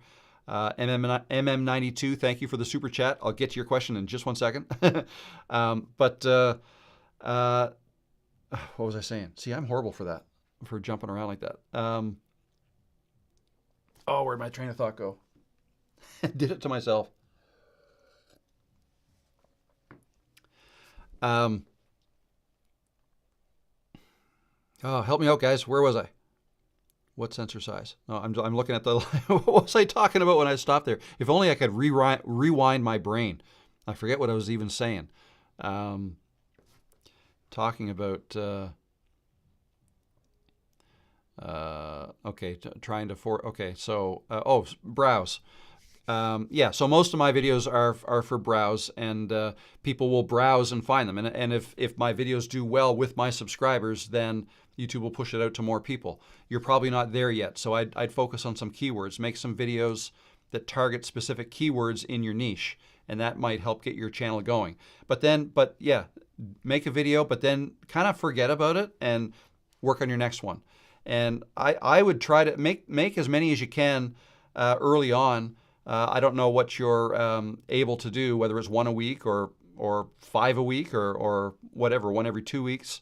But do that. Don't give up on that. Just keep doing that, and then maybe every couple of weeks look at or every time you post a video is what I would do, and then just look back at your previous video. How's it doing? Is it doing anything yet? And by uploading your second video, that might give your first video a boost too, right? Then you upload a third video, now everything might get a little boost as well. But again, it might take 4 or 5 videos before you see really anything. But the best way to ensure that you get those early views is if all of your videos are kind of on the same subject matter. Okay, don't make video on how to sail a boat and then how to drive a car. I don't know. Like different things would be interesting to different people. So those videos are going after 2 different audiences. That's not going to help grow your channel in the beginning. Later on, when you become established, maybe your existing viewers might appreciate, some of them, how to do something new, right? Like a month or 2 ago, I made a video, 2 months ago now, I think, I made a video out of left field, and I taught you guys how to tie a bowline, right? A sailing knot. I made a video, it was kind of like an experiment, and it did horribly. It did horrible, but I knew it would. Other times I make videos for search that I don't think are going to do well in browse, like right off the bat, as a lot of my other videos do well in the beginning. But if I make a video on how to set up a YouTube channel, right? That's something a lot of people want to know how to do.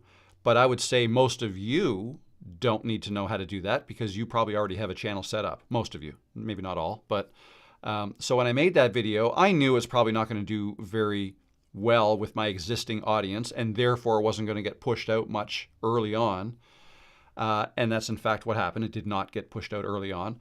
But over time, all of a sudden, it's like it started to creep up. Like the slope of the graph started to climb and climb and climb because it started to get picked up in search. People searching for how to set up a new YouTube channel. right? Which is great. Those are new people to my channel. They're not existing subscribers, new people.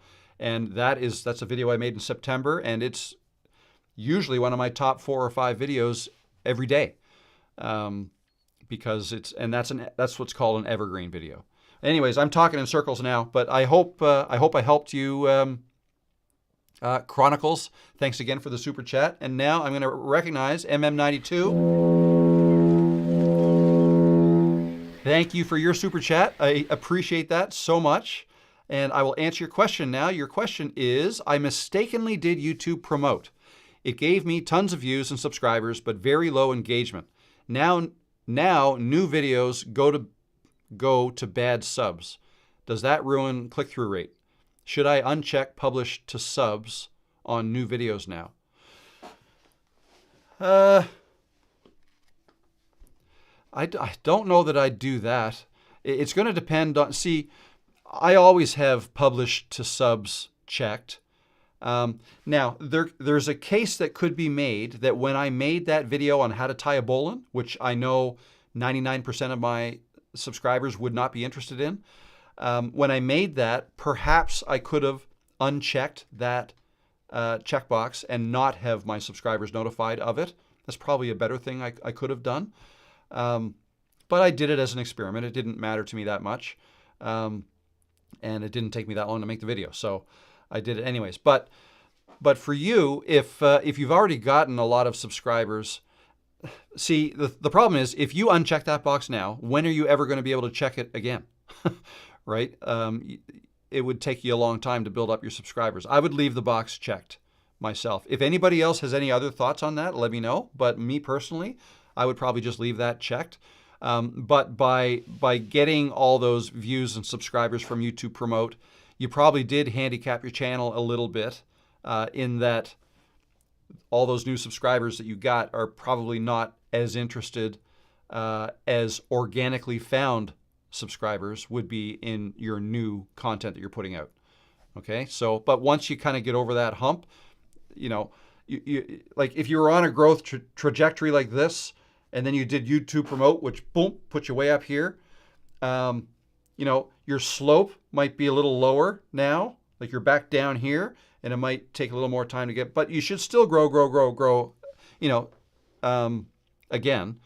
So yeah, no, you just might have set yourself back a little bit, but I wouldn't worry. I mean, it's done, so I wouldn't worry too much unless it was a brand new channel and you only have like 4 or 5 videos on it and you promoted all of them. I might consider starting over, honestly, because you might be further ahead if you just start over from scratch with a new channel.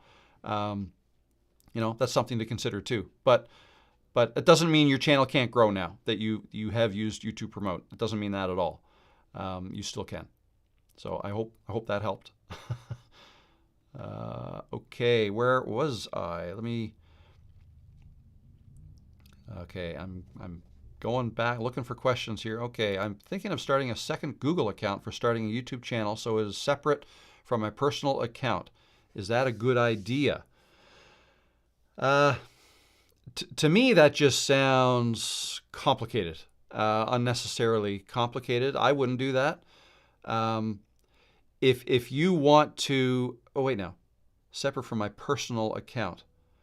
Yeah, so I believe if you have a personal YouTube account, then you can't have additional channels, correct? So you may need to convert your personal account into a brand account so that you can have multiple channels. I would think along the lines of just create another channel. Now, again, if you have a personal account, maybe you can't just create another channel. So then, yeah, maybe you would have to set it up under a different Google account or convert your personal one into a brand account, maintaining your existing channel, but then you can add another channel to it. And then you can, use your, you could have 2 separate channels. You could have as many channels as you want, okay, under a brand account, brand YouTube account. It gets confusing sometimes. All right. Oh, I have 8 or 9 Google accounts. More is better. I don't know if my brain could handle that. It's a lot. What program do you recommend for video editing for someone just starting out? So preferably free. If you're on a Mac, start with iMovie because it comes with your Mac and it's free. Is what I would do. If you really like it and you love iMovie, the one that's going to seem closest to it, if you wanted to upgrade later, would be Final Cut Pro, but it's like, I think it's $400 or something like that. But it's really good. But if you don't have a Mac, then, I mean, you can look at CapCut. A lot of people like CapCut. Just be careful or be aware, this is what I tell people. CapCut, although popular and free, there's a paid version where you can do more stuff, but there's a free version of CapCut too, which is totally fine. CapCut is owned by the company that owns TikTok, okay? And if you remember, or if you knew, back in January, TikTok was banned in the United States for a day. And the very next day, they unbanned it, or later on that same day, whatever. I can't remember.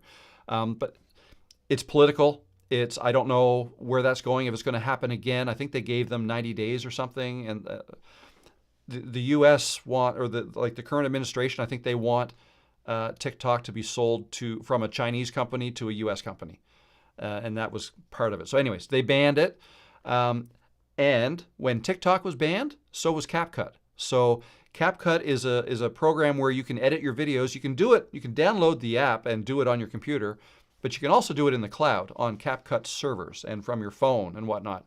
And if you had all your content in the cloud, well, then that day in January, you couldn't have access to any of that. It was gone if you were in the United States. Okay, so if you're worried that TikTok might get banned, then don't use CapCut because it'll get banned too. It's with it. I believe TikTok, so ByteDance is the name of the parent company, and I believe they created CapCut to help TikTokers make their videos a little fancier. Make, the flashy text, highlighting as you speak kind of thing, and for making TikToks.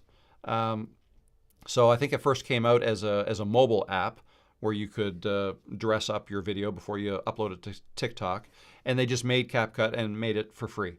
But then they eventually came out with a desktop version, and you can download it to your Mac or PC, and now people are using it without even using TikTok. They're just using CapCut. Anyways, enough of that. So CapCut, a lot of people like to use, and it's free, or it has a free version. DaVinci Resolve is another good one. That's a really good one. A little harder to learn, but it'll do a whole lot more stuff. Also has a free version. Also available for PC or Mac. Okay, very popular. And I've used it, and it's great. I find it a little bit harder to use than Camtasia, which is what I use, ironically, it's not a very popular one, but Camtasia was more popular it was born as a screen capture tutorial builder type editing software. Like 10 years, actually it's been around a lot longer than 10 years, but I probably started using it 10 years ago to make tutorial videos, and it's really good for making those. But since then, it's morphed into a good video editor too. So that's what I use because I'm used to it. And that's the bottom line. There are so many you can choose from. Pick one that you think you might be able to learn and get used to, and then just stick with that and get used to that. Because they all do the same thing, really. Some of them have some fancier transitions and fancier text and stuff, but it's whatever you're used to. But once you do learn one, it is easier to learn another one because there's a lot of things similar between all of them, right? You got your timeline, you got your canvas, you got your, effects and properties. So anyways, I hope that helps, Sarah. Yeah, Swedish guy said DaVinci or CapCut. Great minds. All right, I am just scrolling here. I want to get closer to current time.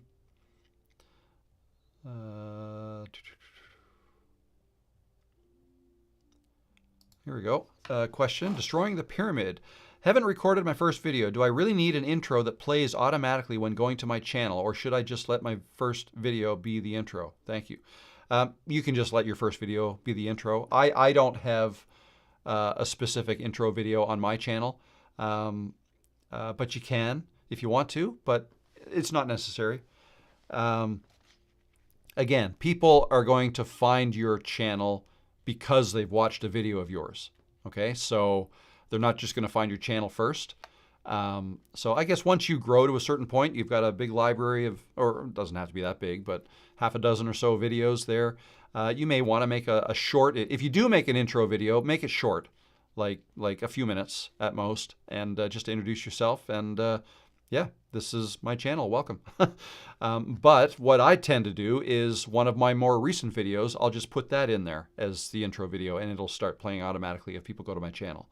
So that's what I've done. But yeah, it's not going to affect the performance of any of your individual videos. So there you go.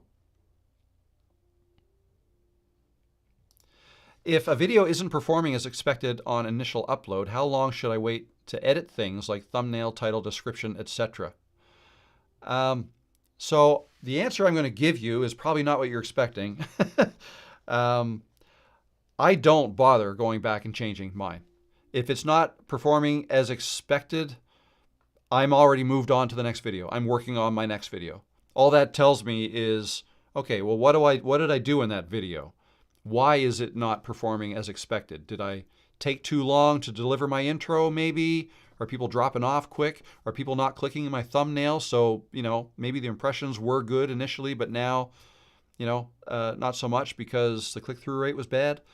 If that's the case, I'll look at the thumbnail. Okay, how could I have made this better? Maybe the text wasn't very good. I try to learn from it. I mean, yeah, I suppose you could spend some time on trying to make the thumbnail better and the text better, but I honestly think your time would be much better spent just working on your next video and getting your next video out there. And that next video, take whatever lessons you learned from any videos that underperformed and that you learned from and apply those lessons to your next video. That's what I do. I don't really look backwards at all. I know I've got thumbnails on my channel that didn't do well. And the more I do thumbnails, I feel like I'm getting a little bit better at them, and the stats are showing that. So that's kind of the way I look at it. So that, yeah, again, I don't think that's the answer you were expecting, but I wouldn't waste my time. I know some people do say, and I've seen videos where somebody says, "Oh, I went back and I changed all my thumbnails and titles, and look, boom, all my my graphs went right up." Maybe that could happen. Sure, it can happen, but that could also happen for your next video that you could be working on as a brand new video, right? And it could just take off. So that's what I would focus on, not so much looking backwards, because it might be your content. Maybe the video itself wasn't that good and people just didn't want to watch it. So maybe the thumbnail was fine and the title was great, but it was the content that wasn't that good. You can't really change that. That is what it is. That you uploaded that, you can't change that. So yeah, there you go. That's what I think. Okay, I'm falling behind here, so I'm going to try to pick up the pace here. Now I know I'm missing some questions, but okay, here we go. I've answered. So when you are filming with your phone and where did it go? And using the back camera, how do you know when you're in the screen? How do you know you are centered and you are when you're walking? I don't. At the time, I don't. There's no way to know because I don't use. I mean, some people talk about, oh, you should put a mirror here so you can see yourself. Well, that doesn't really tell me if I'm in frame or not. Anyways, quite honestly, I look at the lens. Okay, these three circles here. One of them is the lens I'm using. And I never know which one. So, but if I look in that general direction, it looks like I'm looking at the lens. So, you get used to it, quite honestly. Like, go out and do a 30-second test where you're walking, you're holding your camera, and just test. I want to see if I'm in frame or not. Test. Or is this better? Or is this better? Right? Try a couple different things like that.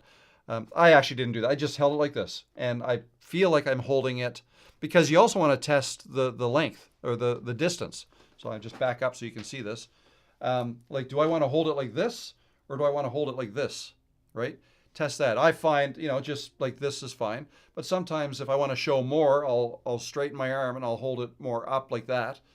Or I don't know, if I want to, I'll turn it around to show where I'm going or show where I've been. Like I move it around like this a little bit sometimes, like more in front of me, more beside me. It's just an experience thing. The more you do it, the more you'll get used to it. And then, so try it. Do a 30-second, 1 minute, 2 minute test video, and then turn it around, stop it, and go and then play it and see what it looks like. See if it worked. If not, then adjust. But keep this in mind. When you do that, when you make a walk and talk video, and this is important, or I think it's important. When you make a walk and talk video, for the most part, people are listening to you. They're not watching. I mean, they are watching, but they're mainly listening, right? You're talking with them. That's the way I think about it. When I'm walking with the camera, it's me and you. And this is you. And we go out for a walk a couple times a week. We go for a walk, just me and you. We're going walking down the path. And yeah, that's the way I think about it. If you think about it that way, I think that really helps. Now, I've lost my train of thought again, but it's a slow, maybe it's the lack of caffeine. I don't know. But yeah, sorry. People are listening to you. So picture yourself walking with somebody down a path. Okay? You're walking with somebody down a trail. It's not a camera, it's a person. You and a person. You're walking down a trail. Do you stare at them right in the face? Like we're walking this way. We're walking this way, right? So what do you think of this? And what do you think? You don't look at them while you're walking. You're walking, and every once in a while you might glance over and make eye contact every once in a while. But for the most part, you're walking this way. Like we're walking. You see what I mean? We're walking. You know what I mean? I don't know if this is making much sense, but my point is, people don't care if you're perfectly framed or not. They don't care.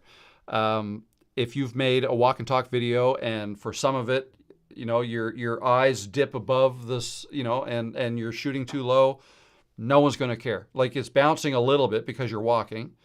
If you're too close, if you're too far, you just make your best guess, and you'll be fine.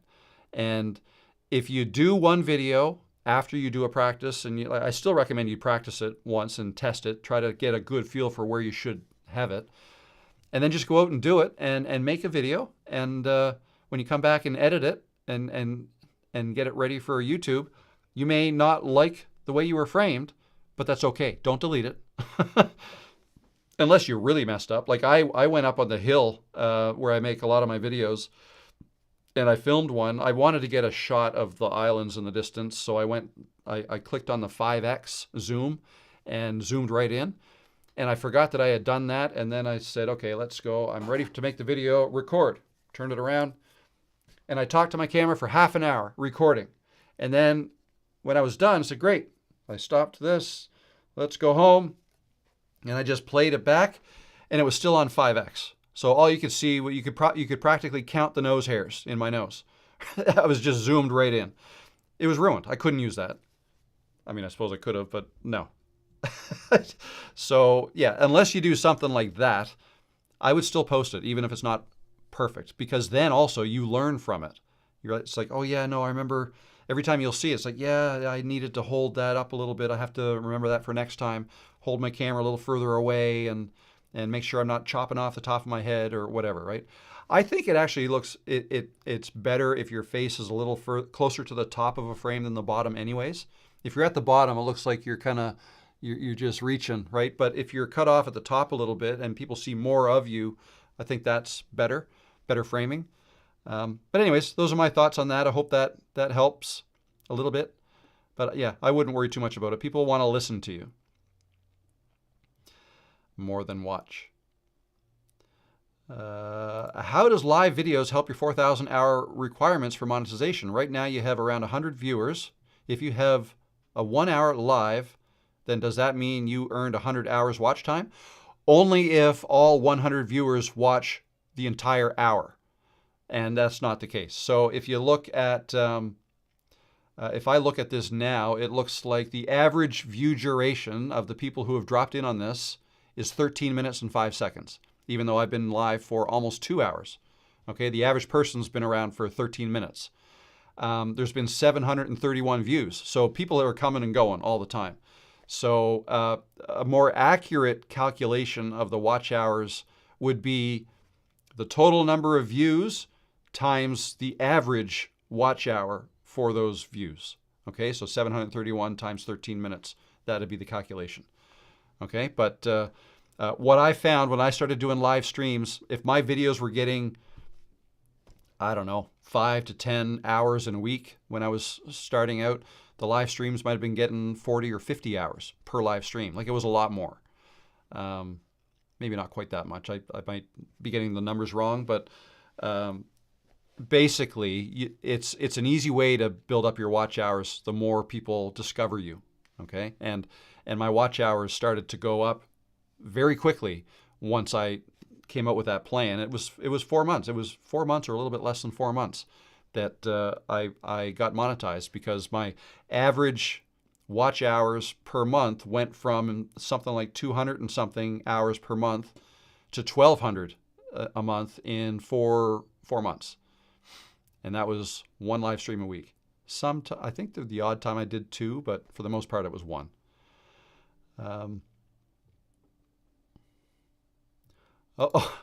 Mike, how you doing? You might be gone, because the average person's only been here for 13 minutes. So this might have been an hour ago you said this, but me and Kevin Colby and I were live streaming at the same time.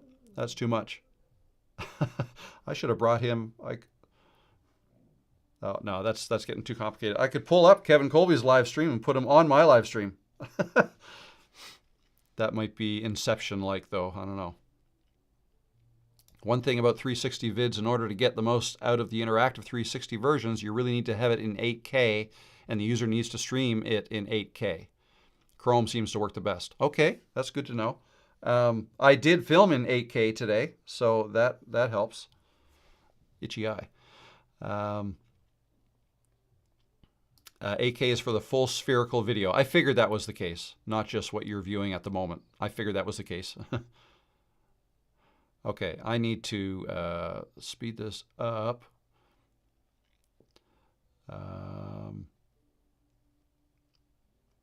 Oh, here's a question. Stavros, what lights are you using inside? Sorry if I missed it. I'm just using these 2 little panel lights. Actually, I've got a third one on back there. So if I show with my phone, so this is what I'm looking at. I've got a panel light there. That's an 18-inch panel light, and I got one there. That's all I'm using. And there is a third one there. I've got that on, but that's that there. That's just so Peanut doesn't fall asleep. But yeah, that's all I generally use, these 2 panel lights. And it's good. Actually, there is a light I have on up there, but it doesn't do much. If I turn that off, there, I don't know if you noticed, but that's off now. Turn that back on. These switch views. These panel lights are the most important. So like if I turn this one off, I get a whole lot darker. Let's put that one back on. If I turn that one off, I mean, that works. That's a little more, I don't know what the word is, dramatic, I guess. That's if you only light up one side of your face, but that's okay. That's acceptable. If I turn off Peanut's light, that doesn't do a whole lot. Oh, because this other light's on. Let me turn that off. I don't have that one wired to my desk. So that's off now. So now what do I have? 5, I'll turn that off. I have this little light back there, but that's not doing much, just lighting up the curtain. So now this is basically one light. I've just got this light on. If that was off, I'm dark.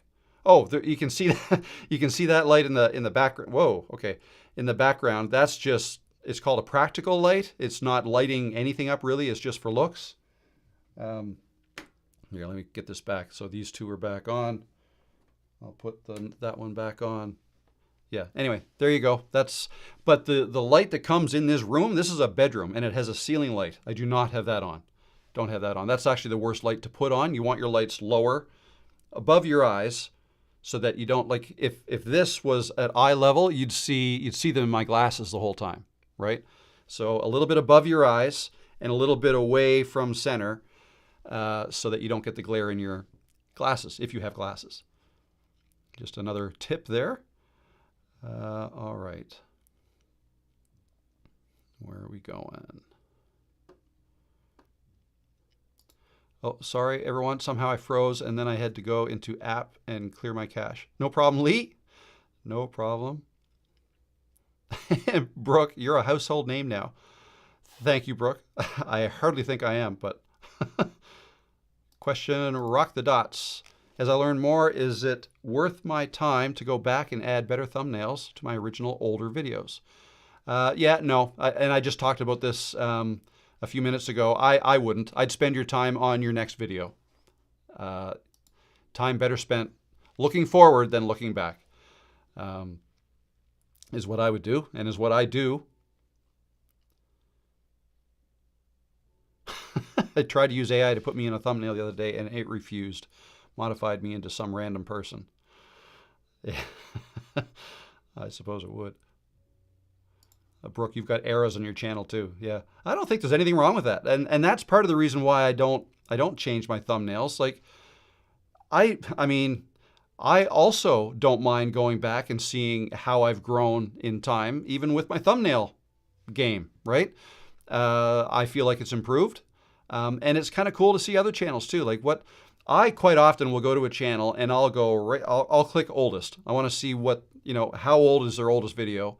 And what did the thumbnail look like? And might even play, if I'm really doing research, I might play some of that video and see how good was it and how much they've grown. So yeah, I like that. Eras.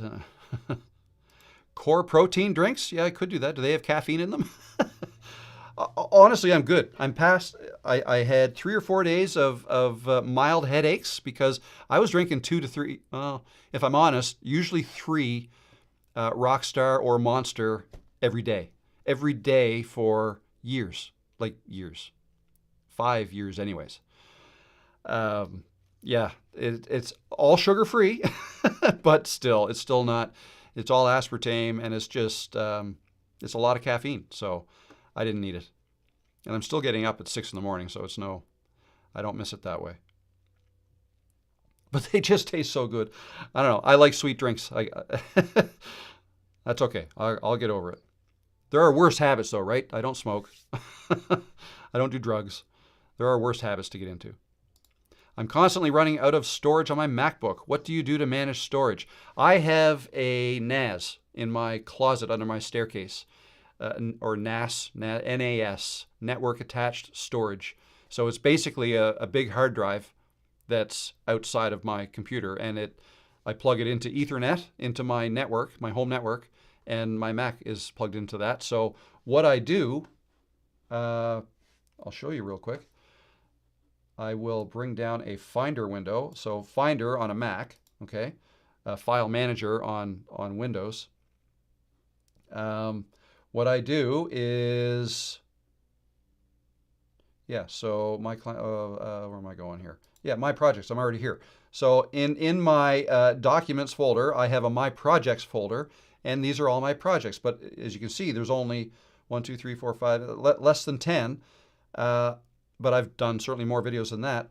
So I'm actually getting to the point where, now I do have 747, you see that? Gigabytes free available on this computer right now. So I've still got room.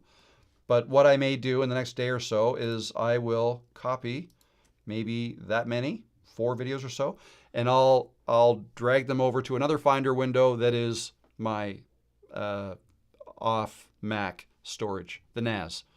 And it has like 17 or 30, it's 17 free, but 30 some terabytes available. It's basically a bank of a whole bunch of hard drives. So that's what I do. You could do a whole bunch of these things, these little drives like this. This will hold 2 terabytes of stuff. So you could have a whole bunch of these and label them by date if you want, and save your stuff on these. If you do that, it'd be a good idea to have 2, like save 2 copies of everything if it's really important stuff. But this holds 2 gigabytes. That's all 2 terabytes. And that's all my MacBook has in it, 2 terabytes. But I think like 1 terabyte of that, or almost, is programs and apps and things like that. But yeah, you can't run a YouTube channel and keep everything on your computer, on your Mac, unless you have, no, you need outside storage. So look at a NAS. Mine is the Synology DS1621, if you're interested. Uh-oh, I dropped my phone and the glass cracked. I'm getting grainy photos and videos. Is dropping the reason? And if so, is there something I can do?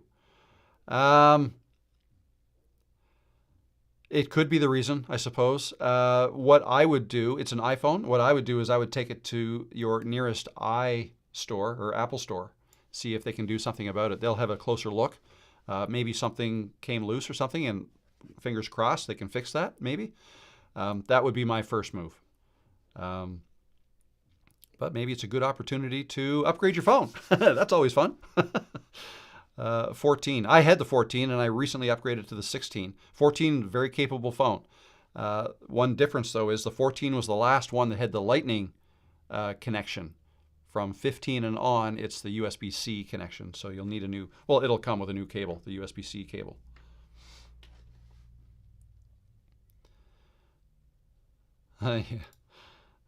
I'm honest and admit the rare occasions as you misspeak. Yeah, rare, but more and more frequent, I think.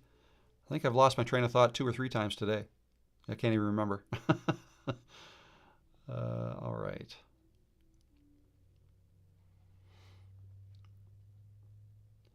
Okay, I'm just going a little quicker here.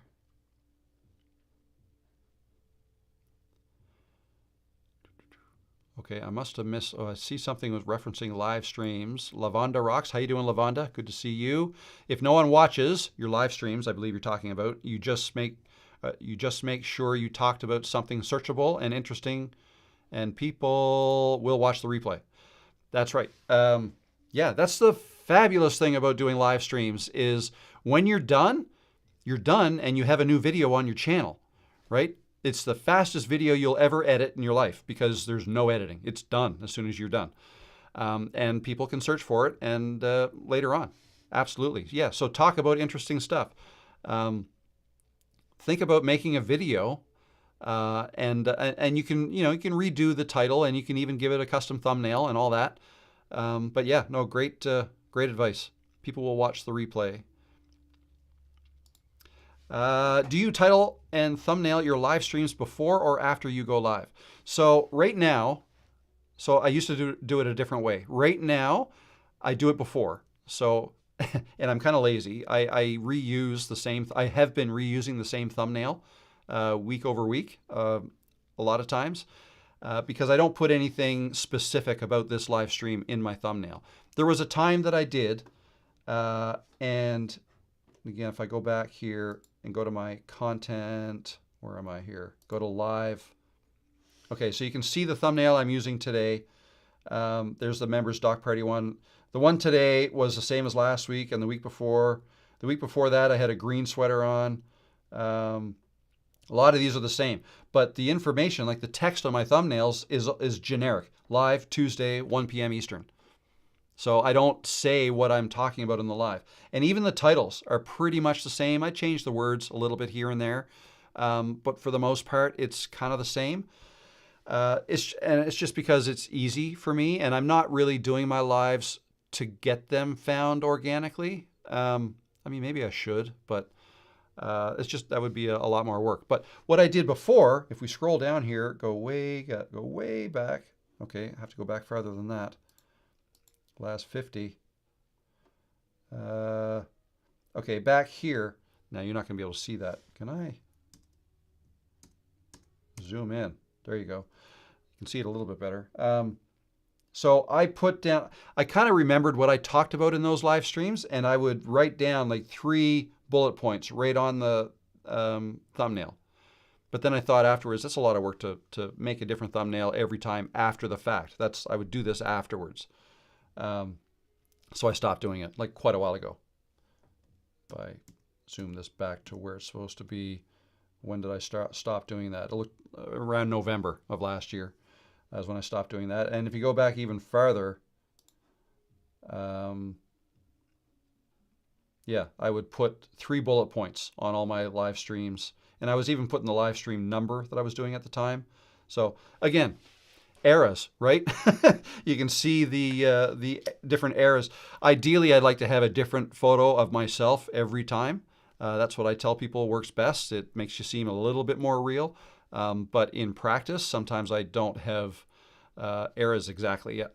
Sometimes I just don't have the time. Like today, I was outside filming with this camera until I think I got back at 1:25. So I had 35 minutes then to get ready for the live stream.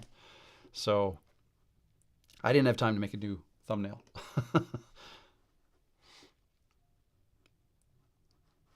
All right, where's my cursor gone? Here we go.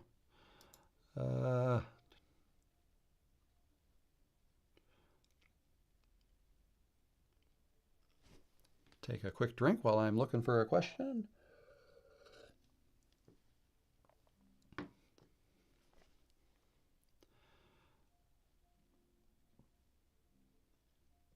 How's everybody doing? How are we doing? We still got 70 people in here. The diehards are still sticking around. Okay. Oh, got a new person here. Oh, I clicked that and then it went away. I discovered your channel yesterday while looking for advice on how to start a channel. I've started a few weeks ago. You provide invaluable content. So glad I found you. And I'm glad you found us. That's great. Thank you. Welcome.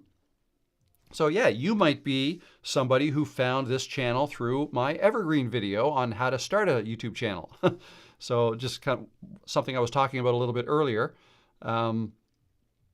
That's how you find new people through videos. People searching for videos, they find one, then they find you. They look at some more videos of yours and they like them and they subscribe.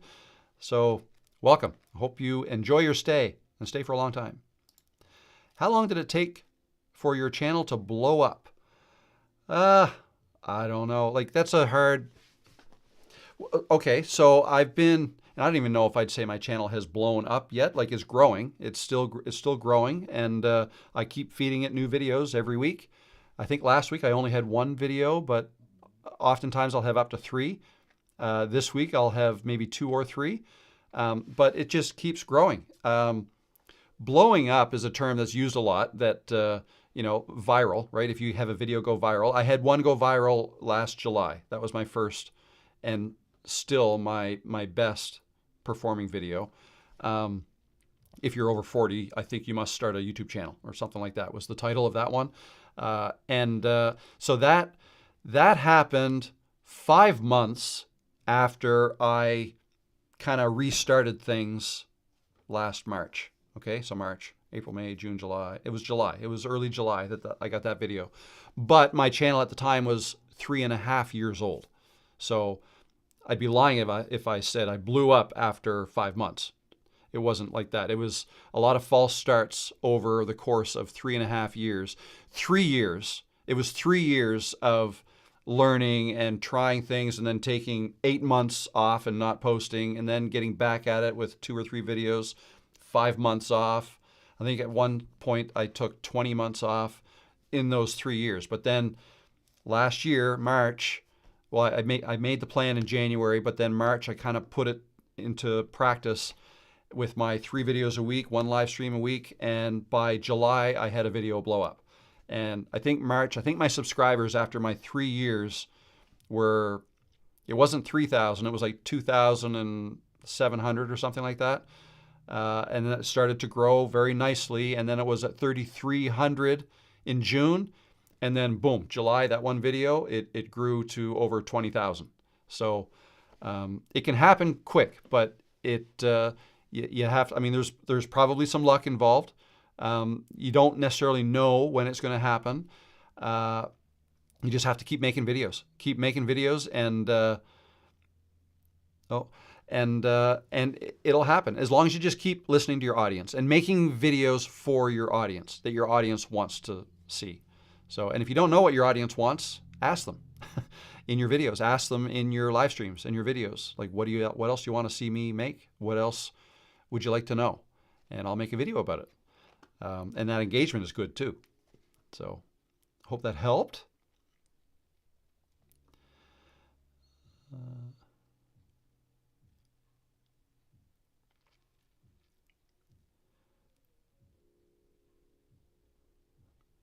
How do you get those comments to pop up on your live video like that? I do that with Ecamm Live. That's a feature within the live streaming software that I use.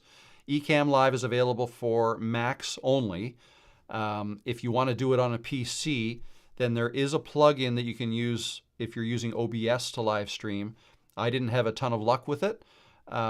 It worked 1 week and then it didn't. So anyway, I was using a Mac, so I moved to Mac.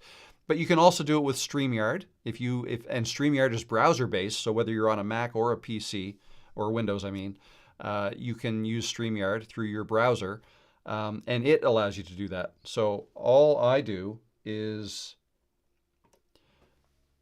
so this is my Ecamm Live. This is what I'm looking at.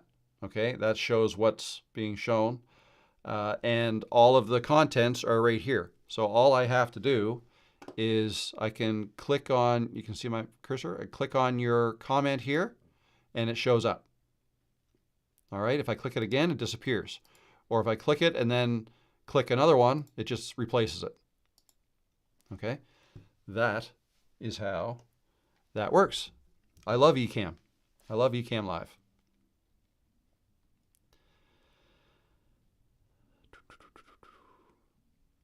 Here's a question. Should I start over if I've skipped 6 months of posting? New channel or just pick up where I left off? Thanks. The way to answer that is it depends on what your content is. If you've taken 6 months off, but the content you want to now make is for the same audience your old content was for, right? Same niche, it's about the same thing, your same audience, right? Then just do it on your same channel. That's fine.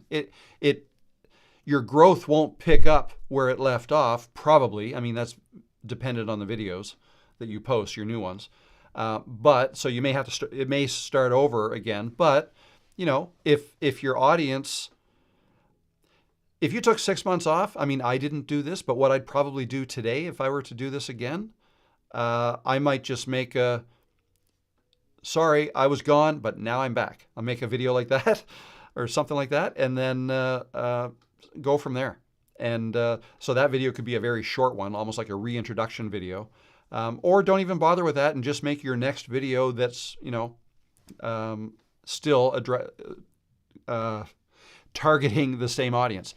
If your new videos are going to be for a different audience, then start a new channel. I would just start a new channel because you're not going to get any benefit from whatever subscribers you already have on that channel. Chances are they're not interested in the new stuff you're going to make. So that's the way to look at that. Listen to the audience. iMovie has been great for me if you have an iPhone. Yeah, iMovie is good on an iPhone, and it's also on Macs, on MacBooks, iMacs, I guess, all kinds of Macs. Comes for free. What do you think about Canva for editing? I've never used it for editing videos. I know you can, and I've talked to some people who have used it. I think it's, well, I can't even really say for sure, but I feel like it's probably not as good as an app that's, you know, specific for video editing. I use Canva every day for images, for thumbnails, channel banners, avatars, any other images that I want to create and put in my videos. I'll use Canva for that too. But I have not used it for editing videos. I feel like it would be a little bit harder and maybe too simple. It would be probably going backwards for me. Again, I got to be careful saying that because I don't know for sure. I've not gotten into the editing of it. Love Canva, use it for my thumbnails. So do I. I love Canva. Well, I didn't know that about CapCut. I love it, and that's what I use, but good to know for storage purposes. Yeah. You can, yeah, I don't remember exactly what but I think I mentioned that you can edit in CapCut, right? You can upload your videos to it and edit them kind of in the cloud. I believe that's the way it can work, but you can also use it offline. Like you can download the desktop version of CapCut and have it on your computer and then edit your local files. That's the way I would do it so that I have my stuff and the program. You just got your yearly bill from Canva. I probably should pay I think I still pay monthly, which I would save a bunch of money if I paid yearly, I suppose.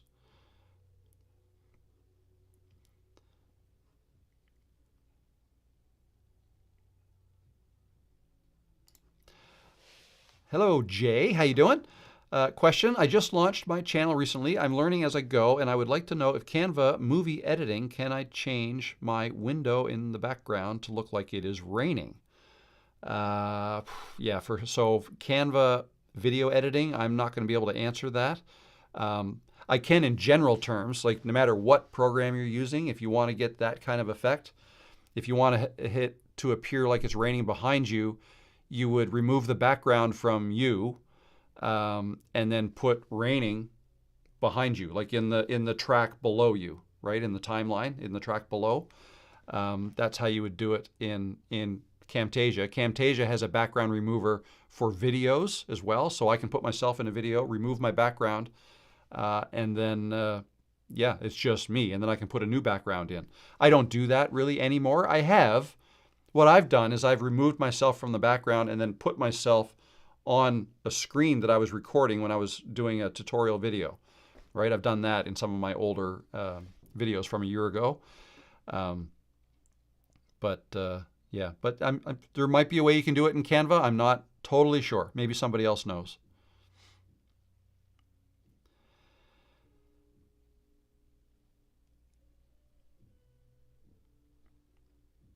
Intros, keep it simple. Mine is less than 20 seconds. Good, that's great. So intros for a video, absolutely, keep them simple.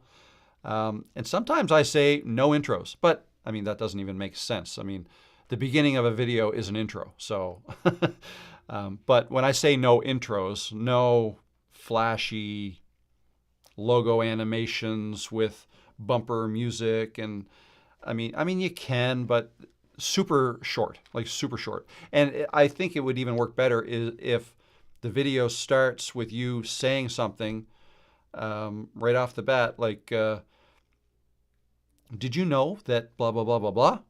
Well, I'm going to tell you all about it. And then boom, then it plays a little 2-second, 3-second intro or whatever, and then you're back into it delivering the information. So real quick, because you don't want to lose people. That's the main thing. If you get like a 5% click-through rate, which is pretty good, so that means, you know, for every 100 times your thumbnail is given an impression on somebody's page, it's clicked 5 times out of 100. So 5% click-through rate. As soon as people get into your video, the first 30 seconds is usually when most of the people will leave. Like the videos, the graph will drop off and then kind of level off. To stop that dropping off so fast, get rid of intros and just to start delivering the goods right away, even the best goods. Some people, well, let's say you've got, you're making a video. This is the I'm going to give you 5 tips on how to make great videos. All right. And stick around to the last one because that's going to be the best one. You don't want to miss that. I don't love that approach anymore. I feel like it's a little bit underhanded, a little bit tricky. I won't even kind of say that. I mean, sometimes you say something a little bit like that, but you don't want to come across like you're trying to fool somebody or trick them into watching more video than they want to watch, right? I think a better approach is that best thing that you're saving till the end, give it to them right off the bat. Like, boom, the number one reason you should blah, blah, blah is this. Okay, and then if you do that, and I talked to somebody else about this recently, maybe it was even last week's live stream, if you hit them with the best one first, then they're probably already thinking that, wow, that's good advice. Yeah, what are these other 4? They might even be better, but you know they're maybe not. Like maybe you gave them the best right off the bat, but that alone might keep people watching, right? If they're anticipating, wow, he's giving me good stuff right away, I'm going to keep watching. There's probably more good stuff coming, right? That's the way I like to look at it. I think that works best. But try different things.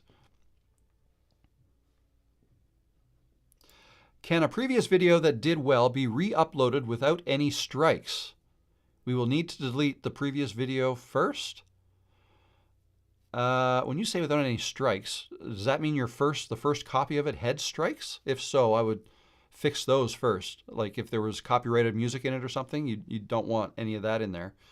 Yeah, I mean, yeah, YouTube doesn't like duplication. So if you're going to upload a video that you've already uploaded, I would delete the first one first and then upload it if that's what you want to do. If the information is still current, I would delete the first one first. Okay.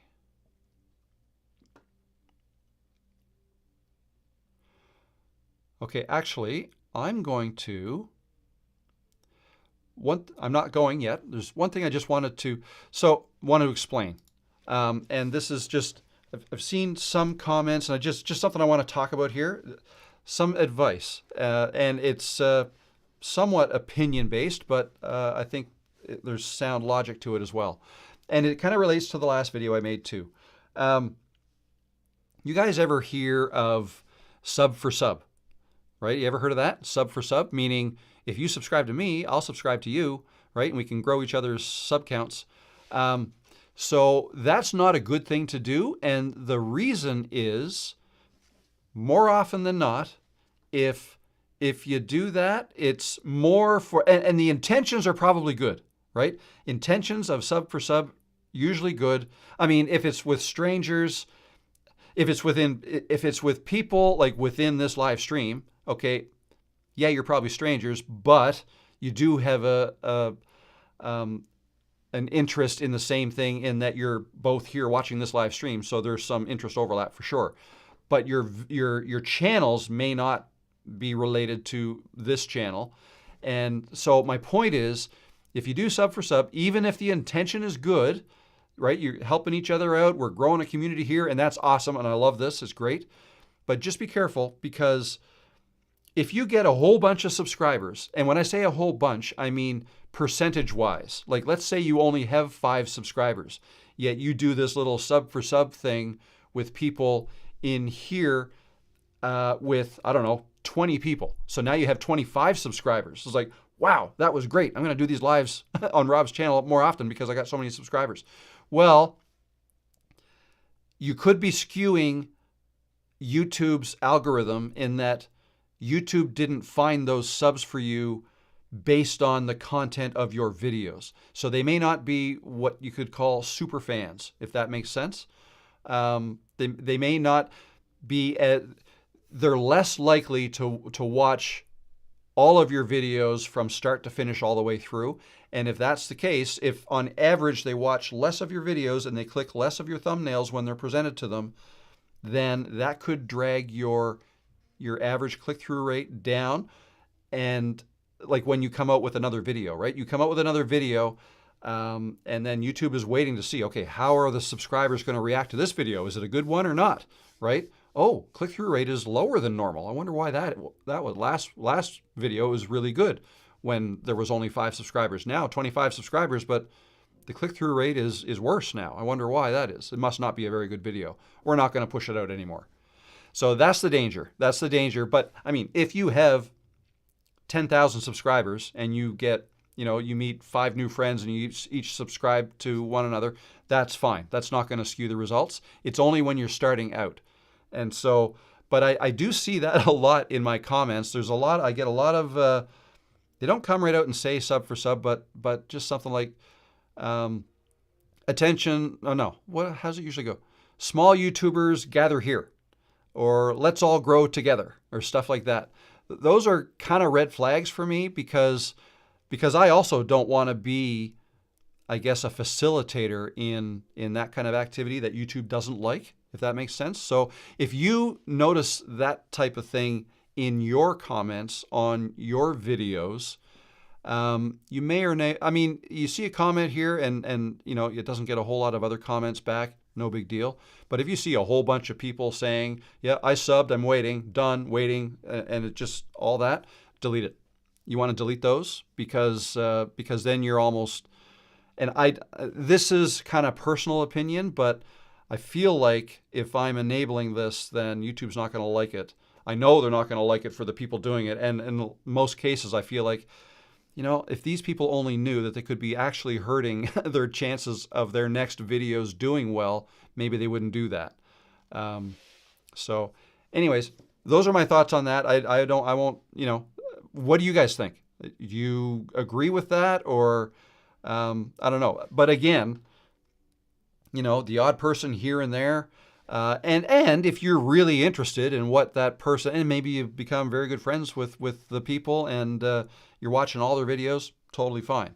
But in a lot of cases, people are putting messages out there in comments of videos. I'm not even talking about the live stream, but comments and videos, and because they want to kind of quickly or artificially boost their subscriber count.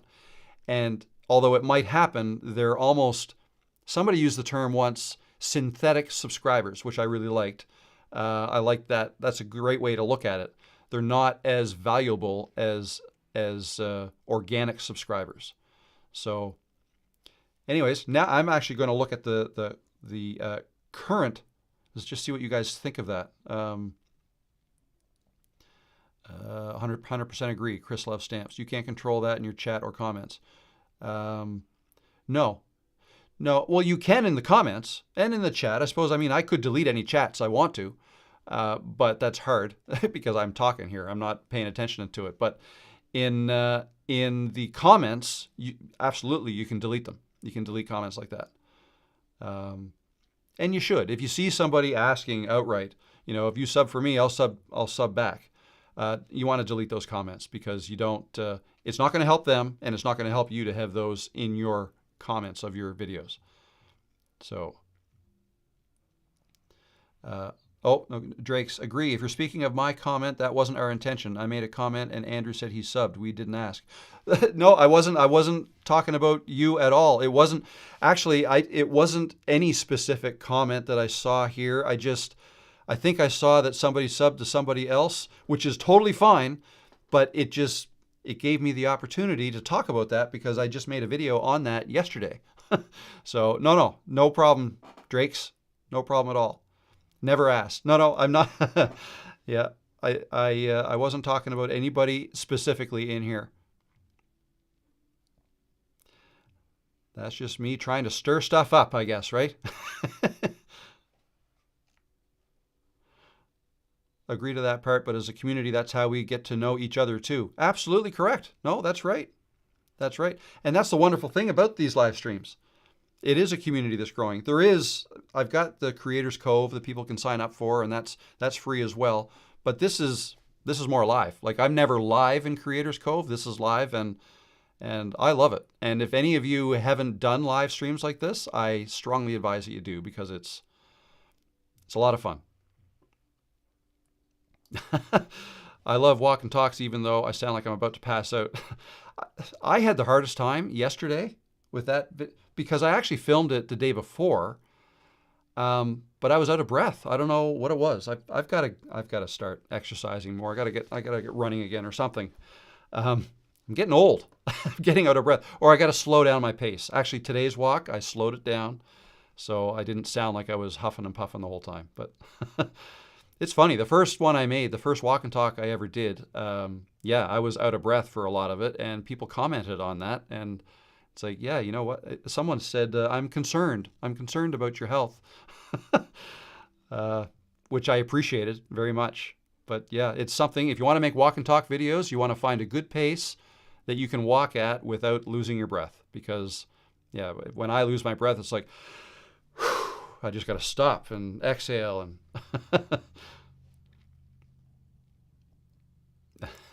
yes. Yeah, it wasn't funny at the time, but funny now. You can always look back and laugh. Alrighty, what do we got here?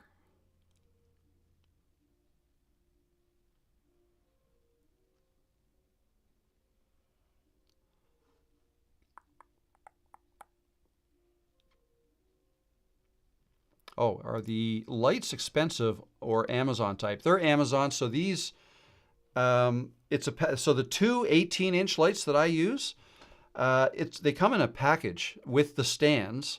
I actually then went out and bought separate stands that just clamp to my desk. That's how I have these installed, but I have extra stands now. But it was a package. It was for the two, and the stands and the cords so I can plug them into the wall, because you can also put batteries in them if you want to take them outside or something. I want to say it was $225 Canadian. So what's that? 180 maybe, $170, something like that, US, for two. And then I bought a single one, which would have been half that or a little more than half. I didn't want two more, but I wanted one more. Less than $200, Andrew said. Yep, that's probably the package I got. $225 Canadian.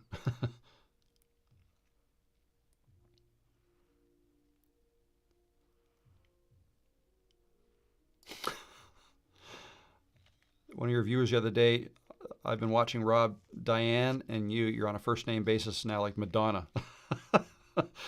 Wow, me and Madonna. Yep, I'm just like Madonna. Oh my. You guys getting tired yet? I should be getting hungry yet, but I'm not. I had a Synology NAS and had 2 hard drives fail within 2 days. Wow. Didn't have a spare to replace the first before the second died. Lost for, oh my Lord. Okay, that's not good. Now everything is at Backblaze. Yeah, I've been looking at Backblaze. I have not backed it up there yet, but I do have a spare hard drive if one fails, because I'm also in RAID, whatever the number is, where I can lose 1 drive but not 2. I should look at that. Thank you for the reminder. Now, if I lost what was on that hard drive, is it the end of the world? Not really. You know, because really those videos, they're up on YouTube, right? So it's all the source files and stuff, and I guess a backup copy of my videos that are on that external drive. But you know, I could make a video, like if I lost it, if I lost everything, if this house burnt down, I'd probably grab my MacBook. I don't want to lose that, and Peanut. And but I'd be fine. Like a lot of stuff these days is online, like programs wise. But yeah, it would. But yeah, no, that would suck. I do have an extra, but I should look into that. Maybe a silly question. This is not a silly question. I already read a little bit ahead of time. Ahead, so I know what you're asking. Are ads served during live streams or just in replays? I ask because I have YouTube Premium without ads, so I don't see them either way. Great question. I control that. All right, so when I start a live stream, when I set up a live stream, I do not check to have it monetized. I turn monetization off, okay? And so it's off right now, so nobody is seeing ads, all right?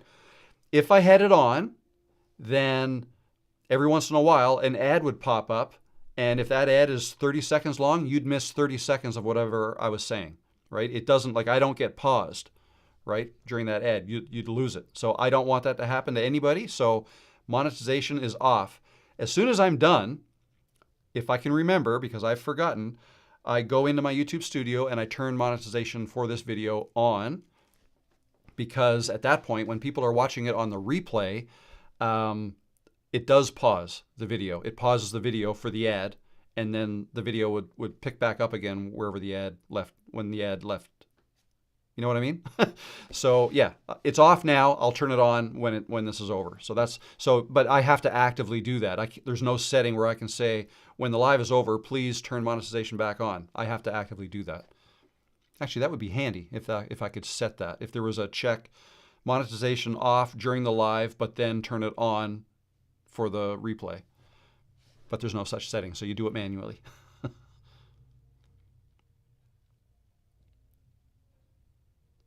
How did you stay motivated when you first started? I enjoy it.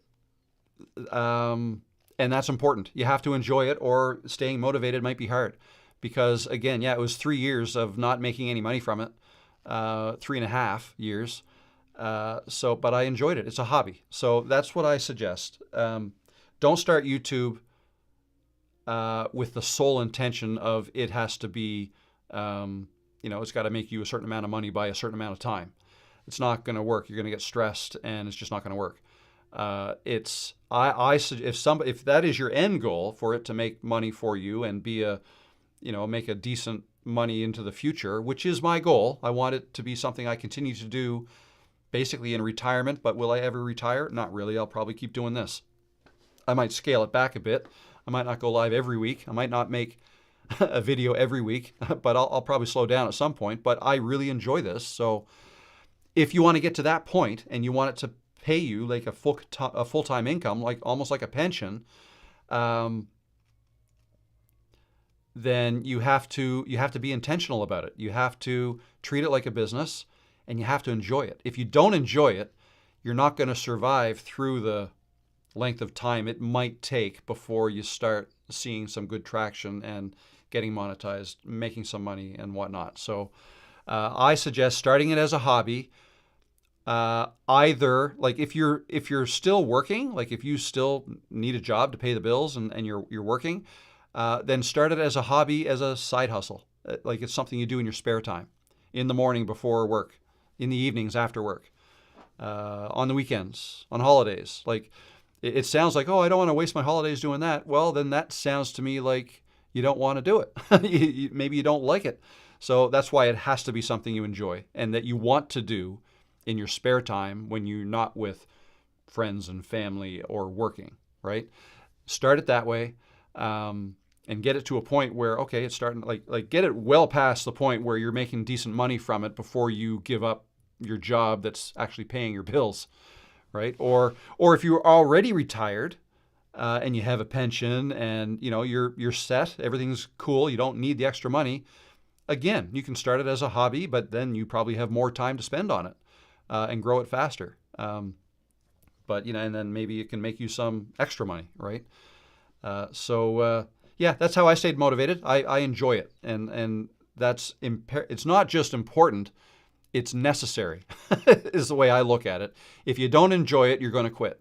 Most people. I'm not saying you specifically. Like most people, if they don't enjoy something, if it feels too much like work, if they keep doing the calculation, it's like, wow, I just worked 10 hours at this week and I made no money. That's a horrible dollars per hour wage.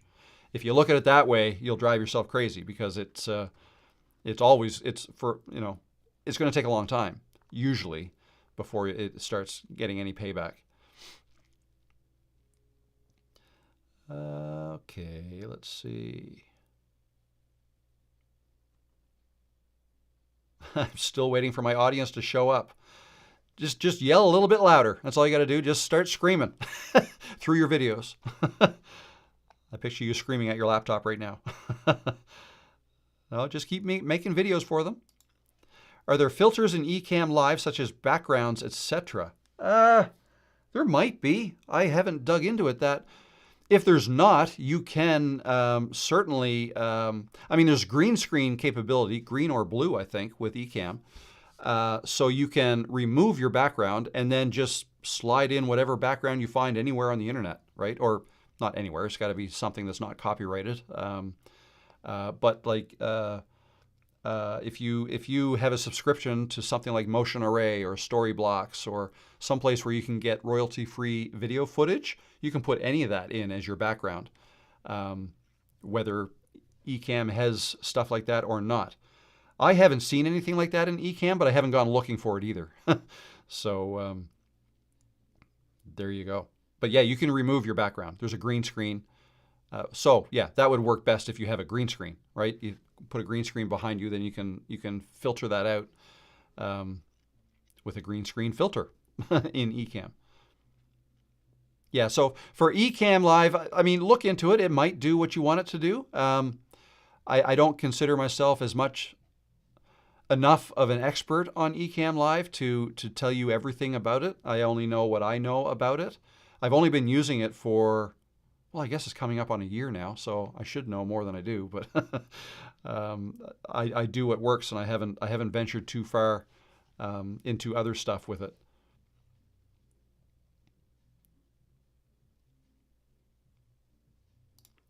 Cliff has a question. Hello, Cliff. My channel is Motivation Personal Growth, but I was a cop for 35 years, and my cop audience aren't into my growth comment, and probably vice versa. Should I have a second channel for my police group? So your main channel is Motivational Personal Growth, and your cop audience. So when you say cop audience, Does that mean you have content on there that's just for police? If so, then yes, it sounds like you should have another channel, a police channel and a personal motivation channel. And then don't tell your police friends about your motivational channel. Like, just let it grow organically. So yeah, that's probably what I would do. If you have two completely different subjects, then yeah, they should probably have two different channels.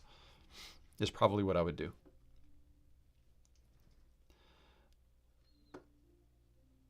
Yeah, I'm the same, Brooke. Well, I can't really say I don't like it for video editing because I've never tried it, but I have a feeling it's not going to be as easy to use as or as powerful, I guess, as Camtasia or any other video editing program like CapCut or whatever. Because Canva started as an image editing or image design type of platform and has kind of grown from there. And it's grown to include some video editing, just not a lot of it, I don't think. Best for thumbnails and other images, absolutely. Which is better for algorithm? Do my 10-second intro first or give a short teaser video, then my 10-second intro, then finish my video? When you say teaser video, that's you talking, you're saying what you're going to say. I would do that. I put that at the very beginning. If you have a 10-second intro, yeah, I'd put that a little bit later on because those first 30 seconds, right, deliver information overload in those first 30 seconds to try to not lose as many people as every video loses people in the first 30 seconds. But what you want to do is minimize how many you lose.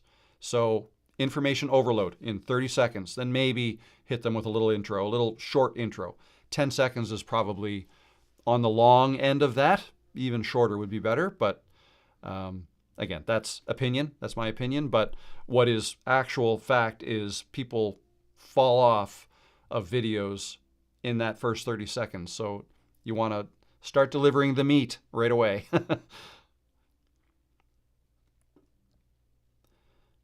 Oh yes, Filmora. Filmora is another one, another editing program that is popular. I forgot to mention that one. How do I feel about restreams? I'm not sure what you mean. Like restreaming a live stream?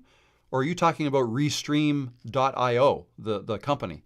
Restream it's another way to live stream. It's another platform. It's like Ecamm Live or StreamYard or there's another, vMix is another one for Windows. Restream is another one, and it's apparently very good. I haven't used it myself, but if that's not what you mean, let me know. I don't know what you mean if you restreaming a live stream. I'm not sure. That's not something I do, and I don't know why I would, because it's already once I stream, it's already there, right? Or maybe you're talking like some people stream on Twitch instead of YouTube. I mean, there's several places you could stream, but on Twitch, video, like when you live stream on Twitch, and I only know this because my son does that. And if you guys are interested, I had an interview with my son on this channel about 3 or 4 weeks ago, and it's in my live. You can watch that. That was fun. Anyway, so yeah, he's told me a little bit about that. And with Twitch, when you're finished a stream, it's done. It does not get converted into a video. So in that case, I suppose if you want somebody to see that again, you'd have to re-stream it, like again. So maybe that's what you mean. But that's not the case in YouTube, because when you're done, it turns into a video on demand, so people can just watch it on the replay. Yeah, so there you go. There you go. Do I use VidIQ at all? I do. I've got the free plugin in my, and actually I've got to do, I need to dive into VidIQ a little bit more because I forget the term even, but I've been paying for VidIQ for months, years actually. I have it. It's installed. I love the extra graphs that you get on your YouTube channel. Like if you go to anybody's channel really, but like let's go here and watch a video that's a few days old that I know of. Look, you get all this stuff. All this gets automatically put in if you install the VidIQ browser extension, okay? I use Chrome, so this is the Chrome extension. I don't know if that extension is available for other browsers or not. It probably is, but anyway. And you can see this graph. You can see how I got to 2.4 million views, how I got to 58.5 thousand subs. You can look at the views of this video and how well it's doing compared to the others. And you can do this for any channel, okay? Not just your own. So it's a great tool for research. Okay, you can see how fast people have grown, which I like to see. And then you can go to their channel, and so if I go to my main channel here, and then click videos, you can click popular. Okay, what's the fastest or the best video? Is this one 10 months ago? Okay, then this one only 3 months ago. This one only 1 month ago. Okay, that's good. It gives you these numbers here. That's greater than, so it's getting more than 100 times the views as my average video does. Same with this one. This is 72 times more views than my average video. It's getting 144 views per hour right now, this 144 VPH.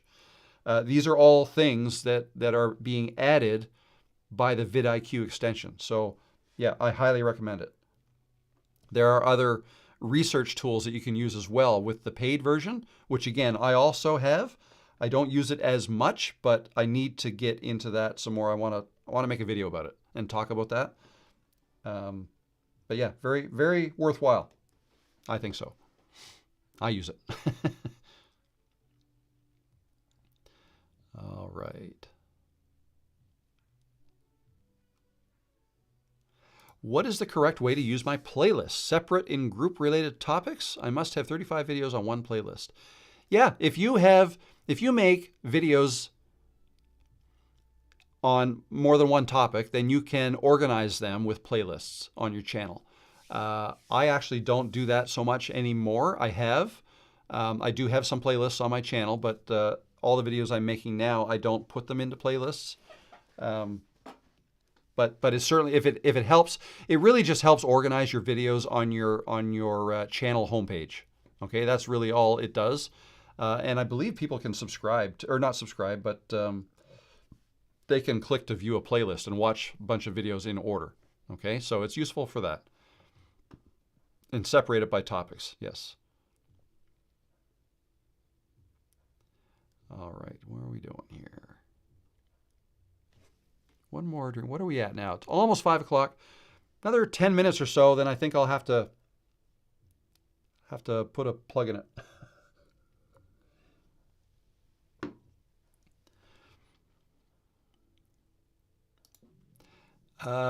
It would be great if 2 would show you the subscribers who are never watching your videos and you could remove them. Is that possible? No, you can't do that. All you can do is you can hide them from your comments. You can hide specific people from your comments so that they can't, or that you'll never see their comments. Nobody will see their comments. But no, you can't. You really have no control over who subscribes and who doesn't. Every once in a while, YouTube will go in and they'll kind of do I think of it like as like an audit. Like sometimes bots will create channels and bots will subscribe, and YouTube will go in and remove those. So every once in a while, you may see your subscriber count be reduced by a few. That's because YouTube probably removed some spam accounts or bots or things like, or maybe even banned or deleted some accounts who were doing some bad things, right? But yeah, no, you don't have control over that. That's out of your hands. It's because I'm a super fast walker and I find it really hard to slow down. Same with me. I walk all the time, and it's just habit to walk as fast as I do. But I guess when I'm out for a walk and I'm not making a video, I don't typically talk to myself. So I've usually got my AirPods in and I'm listening to music and just walking, generally as fast as I can. Try to get the heart rate up. So then when I grab my camera and go to make a video, I start out walking that fast, and of course I'm going to lose my breath.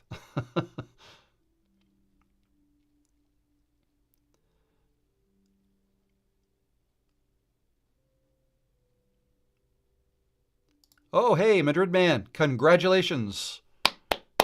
Just got fully monetized yesterday. Congrats. Well done. Well done.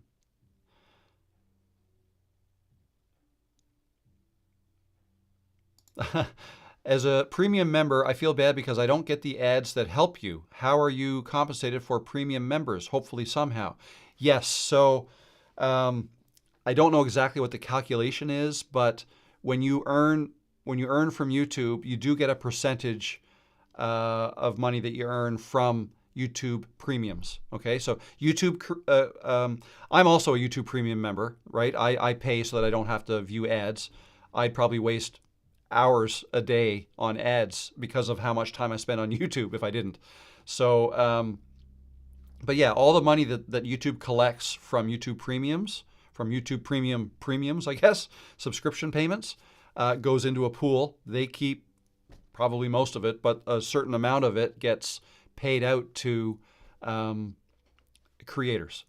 Okay, so there is a portion, and I think they even go right down to if a YouTube Premium viewer watches my video and obviously an ad doesn't show up, well then that's another little bit of money I would earn from that. So yes, we do get compensated from premium viewers as well. So don't feel bad. It's all right. I've heard that if your channel is monetized but you don't monetize certain videos, they won't get shown to as many people. Do you know if that's true? If so, could it affect your live stream? I haven't heard that. If you don't monetize certain videos, they wouldn't get shown to as many people. I have not heard that. No. I don't believe that to be true, but I don't have any proof. It's more of a feeling, I guess. I have heard people say that before you're monetized, right? You can't earn money on your videos, but YouTube is still playing ads on your videos. Okay, YouTube is still making money from your videos. They're making all of the money from your videos, from the ads that are being played on your videos as your video starts, or maybe mid-roll ad. But I've heard some people talk negatively about that in the sense that I can't believe YouTube is making money off of my videos. I'm not monetized, so they're getting so much more money, right? They're making money off of me. Well, what I tell those people is YouTube is hosting your videos for free. It's a free video hosting service, basically.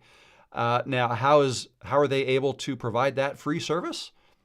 Because they collect ad revenue, right? They collect ad revenue from your videos, and that can pay for the data centers and servers and employees and everything that makes YouTube run.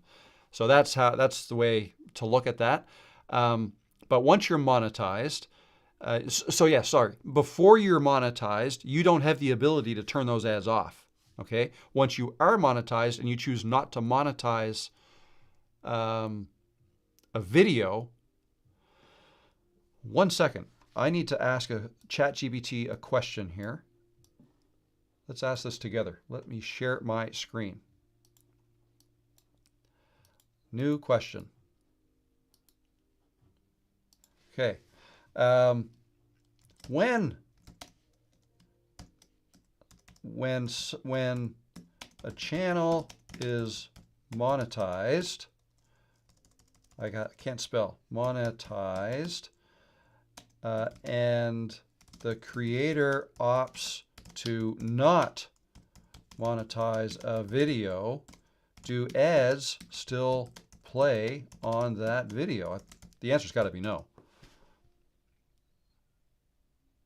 But let's just see what they say.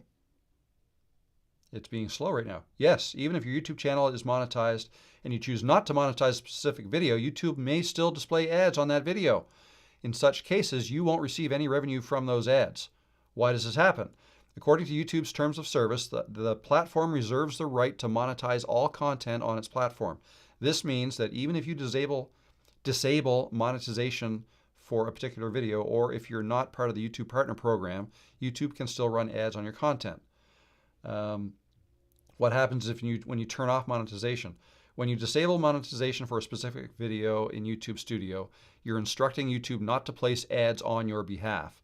However, this doesn't prevent YouTube from placing ads on the video for its own revenue purposes. If your content is deemed advertiser friendly, YouTube may still display ads.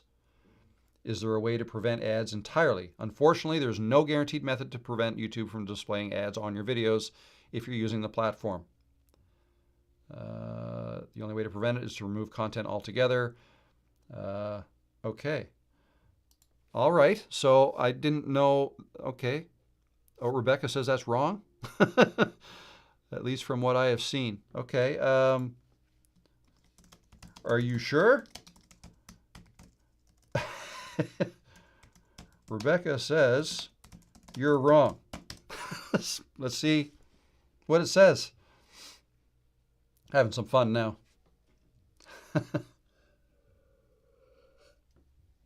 Oh, really tripping it up now. Okay, here come the sources. Upon reviewing the latest information, it's clear that even if your YouTube channel is monetized and you choose not to monetize a specific video, YouTube may still display ads on that video. This policy applies to both monetized and non-monetized channels. I mean, I could say Rebecca still says you're wrong, but I'm still saying the same thing. What about on live streams? Have any of you ever received or seen ads during my live stream? I actually should have asked you that. I've never asked. I assume you don't. Yes, even if your YouTube channel is monetized and you choose not to monetize a specific live stream, YouTube may still display ads on that live stream. Okay, I don't know.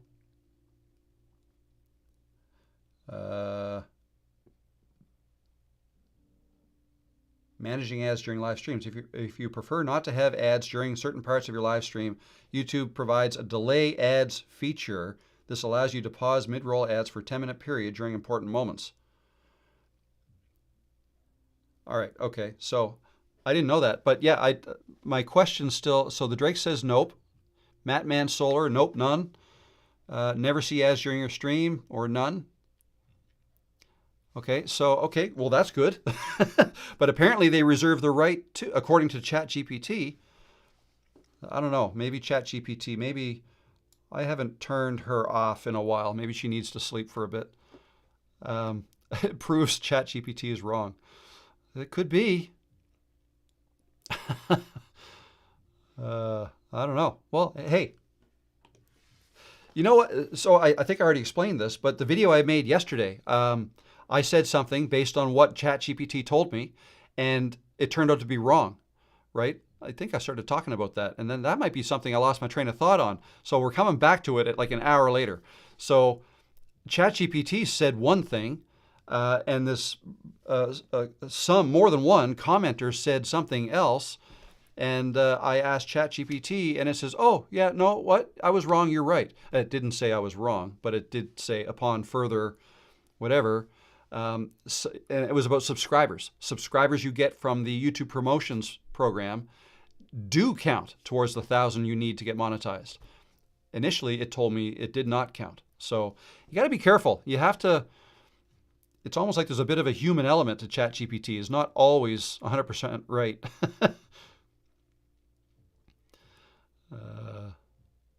All right. I think, let me just see if there are any questions towards the end. ChatGPT needs a refresher. Yeah, I might need to power down the whole computer for a little bit. It might have been a while.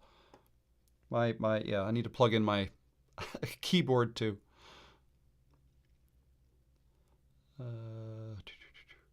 So I know of a channel where the guy never has ads turned on and he is monetized in the ads, never show up, and it is good content and he has a lot of followers. Okay.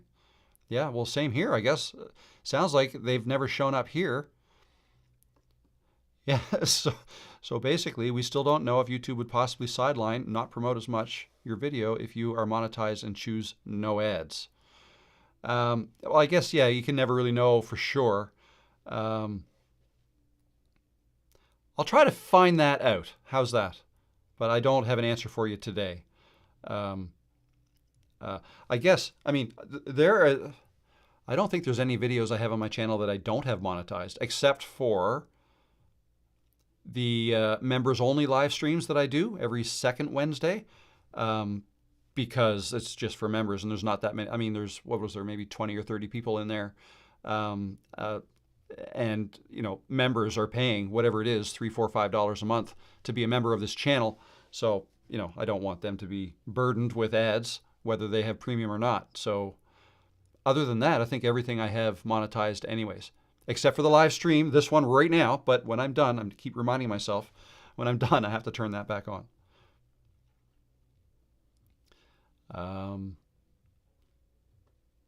Okay. You know what, guys? I think I had better stop. What do you think? How'd we do? 3 hours and 6 minutes. Is that all right? Is it okay if I go? I'm getting hungry. It's 5:06. Thanks. This was fun. Another good live stream. I hope you learned something today. I did. I always do. And I have a lot of fun with these. I hope you guys do too. What's coming up next? You know what? We never got to do the Insta360 video editing. I'll have that more prepared for next week.